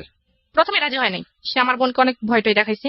তো আমার বোন এটার জন্য খুবই কাঁদছে। আর সে আমার বোন মনে করেন একটু ঘটনা যখন আমি ছিল, ওর বয়স তখন 16 বছর। দিস ইজ অ্যানাদার কেস, যেটা ওর ক্ষেত্রেও হয়েছে। যখন ওর বয়সটা ছিল 16 বছর, একইভাবে ব্ল্যাকমেইল করেছে। এই ছবলটা ঠিক ওর আপন বোনের ক্ষেত্রেও মেরেছে। তো তখন আমার বোন মানে এটা হওয়ার পর ও নিজের হাত সব কেটে মনে করেন করে ফেলছে, মানে সুইসাইড করতে গেছে আমার বোনে। মানে বোনের সঙ্গে আপনার হাজবেন্ড এটা হয়েছে? হ্যাঁ, না হয় নাই, শুধু এমনিতে মানে যেটা হয় আর কি, এমনি হয়েছে। আর এটা ও ভিডিও করছে। তো তখন আমি ওই অবস্থায় ওইখানে ওদেরকে ওই অবস্থা দেখে ফেলছি। দেখে বলার পর ও আর তখন আমার বোনকে তো ছেড়ে দিচ্ছে। ছেড়ে দেওয়ার পর আমার বোন আমাকে জড়াই ধরে কাঁদতেছে, খুব কান্নাকাটি করে এসব কথা বলতেছে। তখন আমি যখন বলছি যে তুমি এসব কিছু করতেছো, আমি এক্ষুনি সবাইকে জানাই দিব, তখন ও আমাকে বলে যে তুই যদি বলছ আমি বলবো যে তুই তোর বোনকে আমার কাছে দিয়ে গেছিস। ও আমাকে বলতেছে। তাহলে আমি তো আবার কি বলবো এখানে, আমার তো আর কিছু বলার নেই। আমি বলছি তুমি আমাকে এবার ব্ল্যাকমেল করতে পারো না। বলা যে অবশ্যই করবো, তুই যদি এটা কারোর কাছে প্রকাশ করতে চাস আর তোর বোনের ভিডিও আছে সেটা আমি কি জানি নেটে ছেড়ে দিব, আর তুই যদি কোনো কিছু করতে চাস কারোর কাছে বলতে চাস, তা আমি তোকে উল্টা ফাঁসিয়ে দিব। আপনাদের বাড়িতে হচ্ছে? আমাদের বাড়িতে হয়েছে। তখন আমি কি বলবো, তখন আমার বোনে আমার বাবা কোথায় ছিল সেই সময়? আমার মামা নানুদের বাড়িতে ছিল। আপনার বাবা মা? আমার আব্বা বাড়িতেও ছিল, দেশের বাড়ি ছিল, আর আম্মা নানুদের বাড়িতে ছিল। তখন আমি বড় ভাইরা কোথায় ছিল? বড় ভাই বাইরে থাকে। দেশের বাইরে থাকে? মানে আপনাদের বাড়িতে আপনার দুই বোন ছাড়া কেউ নাই? না, আমার ছোট একটা ভাই আছে, ও হাবিজিতে পড়ে। তার মানে আপনাদের বাড়িতে শুধুমাত্র আপনারা দুইজন? হ্যাঁ, আর দাদু আছে। দাদু ধরেন আমাদের তো নতুন বাড়ি পুরান বাড়ি যেটা বলে, দাদুরা পুরাতন বাড়িতে থাকে আর আমরা নতুন বাড়িতে। তো দাদু কাজ টাজ করে চলে যায়, তো সবসময় থাকে না। ওকে, তারপর? তো তারপর এখন এসে আমাকে এরকম ব্ল্যাকমেল করছে, আমি আর কিছু বলতে পারি। তখন আমি আমার বোনের কাছে আমার বোনের পা ধরছি। আমি বলছি তুই ওর হয় আমার মানে আমার কি জানি ওর হয় আমি তোর কাছে মাপ চাইতেছি, তুই ওরা মাপ করে দিস। বলে যে পরে ও কি করছে মনে করেন, ওই দিন আপনার হাত কেটে লিছে, আপনার হাত কেটে লিছে, কাইটে মনে করেন ও সুইসাইড করবে এরকম বলে যে আমার জন্য এত সমস্যা। ওই ছেলে আবার জানে না। তারপর ও কি করছে, ও যেহেতু ওই মানে রবিউল দেখতেছে যে ওই ছেলের সাথে কথা বলা বন্ধ করে নাই, ওই ছেলে মানে রবিউল কি করছে, ওই ছেলের বাড়িতে গেছে, আমার আরেকটা দুঃসম্পর্কের চাচাতো বোন নিয়ে গেছে, নিয়ে ওর আব্বা আম্মার কাছে আমার বোনের নামে বিচার দিয়ে আসছে যে আপনার ছেলে তো অমুক মেয়ের সাথে কথা বলে, ওনার একটা বাচ্চা আছে, ওনার স্বামী আছে, আপনার কেমন ছেলে একটা ম্যারিড মেয়ের সাথে কথা বলে। এখন ওই ছেলের বাপ মা মানে যেটা বুঝতে পারছি আপনার বোনকে সে অনৈতিকভাবে পাওয়ার জন্য মোটামুটি ক্রেজি হয়ে গেছে। হ্যাঁ, তারপর কি হয়েছে, এখন মনে করে সব মিলিয়ে তো খুবই সমস্যা হয়েছে। তখন আমি আমার ফ্যামিলিকে একটু ইঙ্গিত করছি, পুরোপুরি করিনি। তো আমার আব্বু বলতেছে তোমার এখানে থাকার দরকার নাই, ডিভোর্স হয়ে যাক, এখানে থাকার দরকার নেই। এরপরে মনে করেন ওই ছেলের সাথে অনেক সমস্যা করছে, তারপরে বলছে যে ডিভোর্স হয়ে যাক। আমি বলছি যে আমার আব্বা আমার মেয়েটা কি হবে, আমি হয়তো একটা ভালো ছেলে পাবো, ও একটা ভালো মেয়ে পাবে, আমার মেয়েটার কি হবে, আমার মেয়ে তো মা হারালে বাপ হারালো, ওদের সমস্যা না, আমি মেয়ের ব্যবস্থা করতেছি। তো আমার বাবা কি করছে, ওরে ডিরেক্টলি বলছে যে আমার মেয়ে আসা সাইরা দাও, আমার মেয়েকে তুমি পাইবা না, তুমি একটা ডিভোর্স লেটার পাঠাতে। এখন ও যদি ডিভোর্স পাঠাতে যায় তাহলে সম্পূর্ণভাবে কিন্তু আমি সবকিছু পাও না, কারণ আমার যে কাবিননামা বা আমাদের যে সবকিছু নিয়ে গেছে এগুলো তো মানে আমি আইনগত ভাবে আমি পাই, তো সেজন্য আমাকে ডিভোর্স দিচ্ছে না। না না না, এটা তো আপনি আচ্ছা, এটা একটা ভুল ধারণা। আমি আজকের অনুষ্ঠানের মধ্যে বলে দিই, দেনমোহরের বিষয়টি যে কেউ যে কোনো পক্ষ থেকে ডিভোর্স দিলে পাবে। যদি মেয়েটাও ডিভোর্স দেয় তাহলেও পাবে, ছেলেটা ডিভোর্স দিলে তাও পাবে। কিন্তু আমরা একটা ভুল প্রেডিকশনের মধ্যে থাকি যে আমরা মনে করি যে মেয়েটা ডিভোর্স দিলে ছেলেটা এটা দিতে হয় না। এটা একটা সম্পূর্ণই ভুল ধারণা। এটা মেয়ের ন্যায্য অধিকার, এবং এটা যেই ডিভোর্স দেখ না কেন এটা মেয়ে পাবে। হ্যাঁ, এটা আজকের অনুষ্ঠানের পরে যদি কারো এই ধরনের একটা ভুল ধারণা থেকে থাকে তাহলে এই ধারণা থেকে বের হয়ে আসুন। আইনত এটা হচ্ছে, যদি ডিভোর্সটা মেয়ের পক্ষ থেকে হয় মেয়ের দেনমোহর অবশ্যই পরিশোধ হতে হবে, সেটা ডিভোর্স মেয়ে দিলেও পাবে এবং ছেলে দিলে তো কথাই নেই। হ্যাঁ, বলেন। তারপর মনে করেন এরকম কিছু হয়েছে, এখন তারা আমাকে ডিভোর্স দিবে না, মানে এরকম আমাকে মনে করেন নানান ভাবে টর্চার করতেছে, আমার গায়ে হাত তুলতেছে, খুব হাত তুলতেছে। একবার ওদের বাড়িতে মানে তারপরে আমি যখন ওদের বাড়িতে গেছি তখন ও মানে পকেটে 200 টাকা রাখছে, এটা আমি জানি না। এখন ওর ভাইরা আছে, ওর একটা ভাই আছে, ও আবার একটু হাত লারে মানে ছোট্ট টাইপের আর কি, মনে করেন 100-200 টাকা পাইলে এগুলো নিয়ে যায়। তো আমাদের রুমে, আমরা যে রুমে থাকি রুমে পকেটের ভিতরে 200 টাকা রাখছে। রাখার পর এখন ধানের দিন আসছে, আমরা ধানটা নিয়ে সবাই বাইরে কাজে ব্যস্ত। ও দুপুরবেলা আমি হঠাৎ খাইতে গেছি, আমাকে বলতেছে আই চোরের ঘরে চোর, তুই আমার টাকা দে, মানে ডিরেক্টলি সবার সামনে। আমি তো মানে অবাক হয়েছি, কি আমি টাকা কিসের চোর, কিসের টাকা? পরে আমি পকেটে 200 টাকা রাখছি, তুই আমার টাকা নিচ্ছিস না, তুই আমার টাকা দে। আমি বলছি খোদার কসম আমি টাকা নেই, আমি করার হিসেবে হাত দিয়ে রাখতে পারবো, আমি টাকা নিইনি। তো সে আমাকে খুব গালিগালাজ করছে। গালিগালাজ করার পর আমি মানে এভাবে বলছি যে, আমি বলছি আল্লাহ যে টাকাগুলো নিছে সে আল্লাহ তার বিচার করে, আজ যে মানে যে তাকে মানে অবিচার অন্যায় ভাবে তাকে গালিগালাজ করছে, তাকে যেন আল্লাহ বিচার করে। আমি এভাবে বলছি। বলার পর আমি দরজাটা লাগিয়ে ফেলছি। সেই গোসল করতে গেছে, গোসল করে আইসা মনে 5 মিনিটও দাঁড়ায়নি। আমি বলছি যে তুমি একটু দাঁড়াও, আমি জামা কাপড় চেঞ্জ করতেছি, তুমি একটু দাঁড়াও, আমি জামা কাপড় চেঞ্জ করি। কারণ আমার পাশের রুমে আমার শ্বশুর, বাইরে দরজার সামনে আমার দেবর আছে। তাহলে আমি তাদের সামনে কিভাবে এই অবস্থায় দরজা খুলি? দরজাটা খোলার দেরি হয়েছে কেন, সেই দরজা মরজা ভাঙ্গে আমার শ্বশুর আমাকে খুব গালিগালাজ করছে। তখন তার হাতে একটা বাঁশের একটা কাঁচা ছিল, তো সেটা আইনা আমি জানতাম যে দরজাটা খুলে সে আমাকে মারবে, তো এভাবে যে মারবে আমি জানি না। তো আমি মানে তার ভয়ে আমি দরজার পাশে লুকিয়েছিলাম। সে ওইখান থেকে আমাকে আইনা এই কাঁচা দিয়ে মানে প্রায় 10-16টা 17টা বাড়ি দিয়ে দিচ্ছে। তখন সে তার মানে আমার শ্বশুরে মানে আয়সা একটু না ধরে তাকে বলতেছে, মানে এভাবে বলছে যে মার, ভালো মতো মার, এরকম কইটা বলছে। Nothing to say. This is a violence, man. This is definitely violence. পুরা পারিবারিক violence. Oh God. কি স্ল্যাং!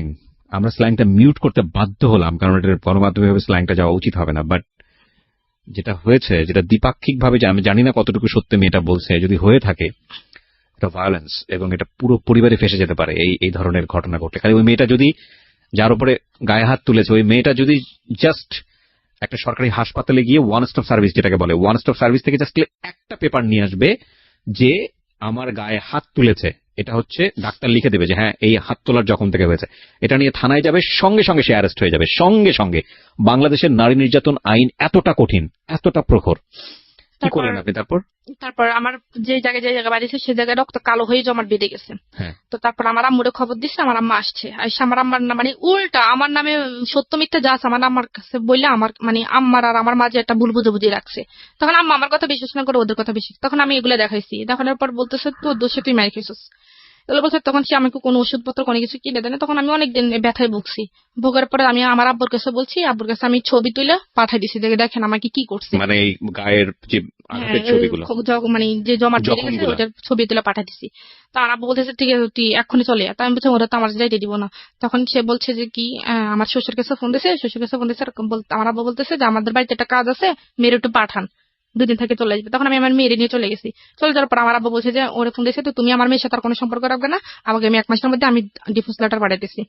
তখন সে কি করছে, আমার আব্বার কাছে মাপটাপ চাইছে, চাইয়া সে আমাদের বাড়িতে গেছে বৃহস্পতিবার গেছে। শুক্রবারের দিন সে আমার মেয়েকে বলতেছে যে আমি মেয়ের ওরে নিয়ে একটু হাবিবের নিয়ে একটু দোকান থেকে ঘুরে আসি। তখন তো আমি জানতাম না তার মনে কিছু, চুরি করে নিয়ে চলে গেছে।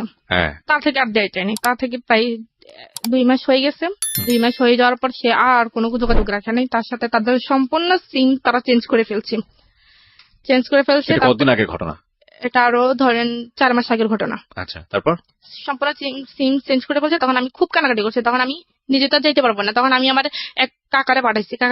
আমার কাকা ওইখানে গেছে, ওইখানে ওনাকে সবাই ধরছে, মারধর করবো, ওনারা এটা করবো। তখন আমার কাকা ভয়ে চলে আসছে যে ওইখানে ওনারা ভালো ব্যবহার করতেছে না আমার সাথে, আমি যেতে পারবো না। তখন আমার বাবা বলছে যে ঠিক আছে এই বিয়ে এখানে তোর ভাগ্যে নাই, তোর মেয়ে যদি তোকে যদি তোর মেয়ে মা বলে মনে করে তাহলে তোর মেয়ে তোর কাছে একদিন ফিরে আসবে, এটা মনে রেখে। তারপর আমার আব্বারা ওইখান থেকে কোর্টে ইয়ে করে ডিভোর্স লেটার পাঠিয়ে দিচ্ছে। তো ও নাকি রিসিভ করে না, ওইটা আবার কাজে অফিসে চলে গেছে। কতদিন আগে পাঠিয়েছে? 3 মাস আগে পাঠিয়েছে। 3 মাস আগে পাঠিয়েছে। ডিভোর্স লেটার এক পক্ষ থেকে পাঠানোর পরে 3 মাস 13 দিন অতিবাহিত হলে সেটা অ্যাক্টিভ হয়ে যায়। সো আপনার যদি 3 মাস 13 দিন অতিবাহিত হয়ে থাকে তাহলে অলরেডি ডিভোর্স হয়ে গেছে, যদি প্রসিডিং এ কোনো ঝামেলা না থাকে।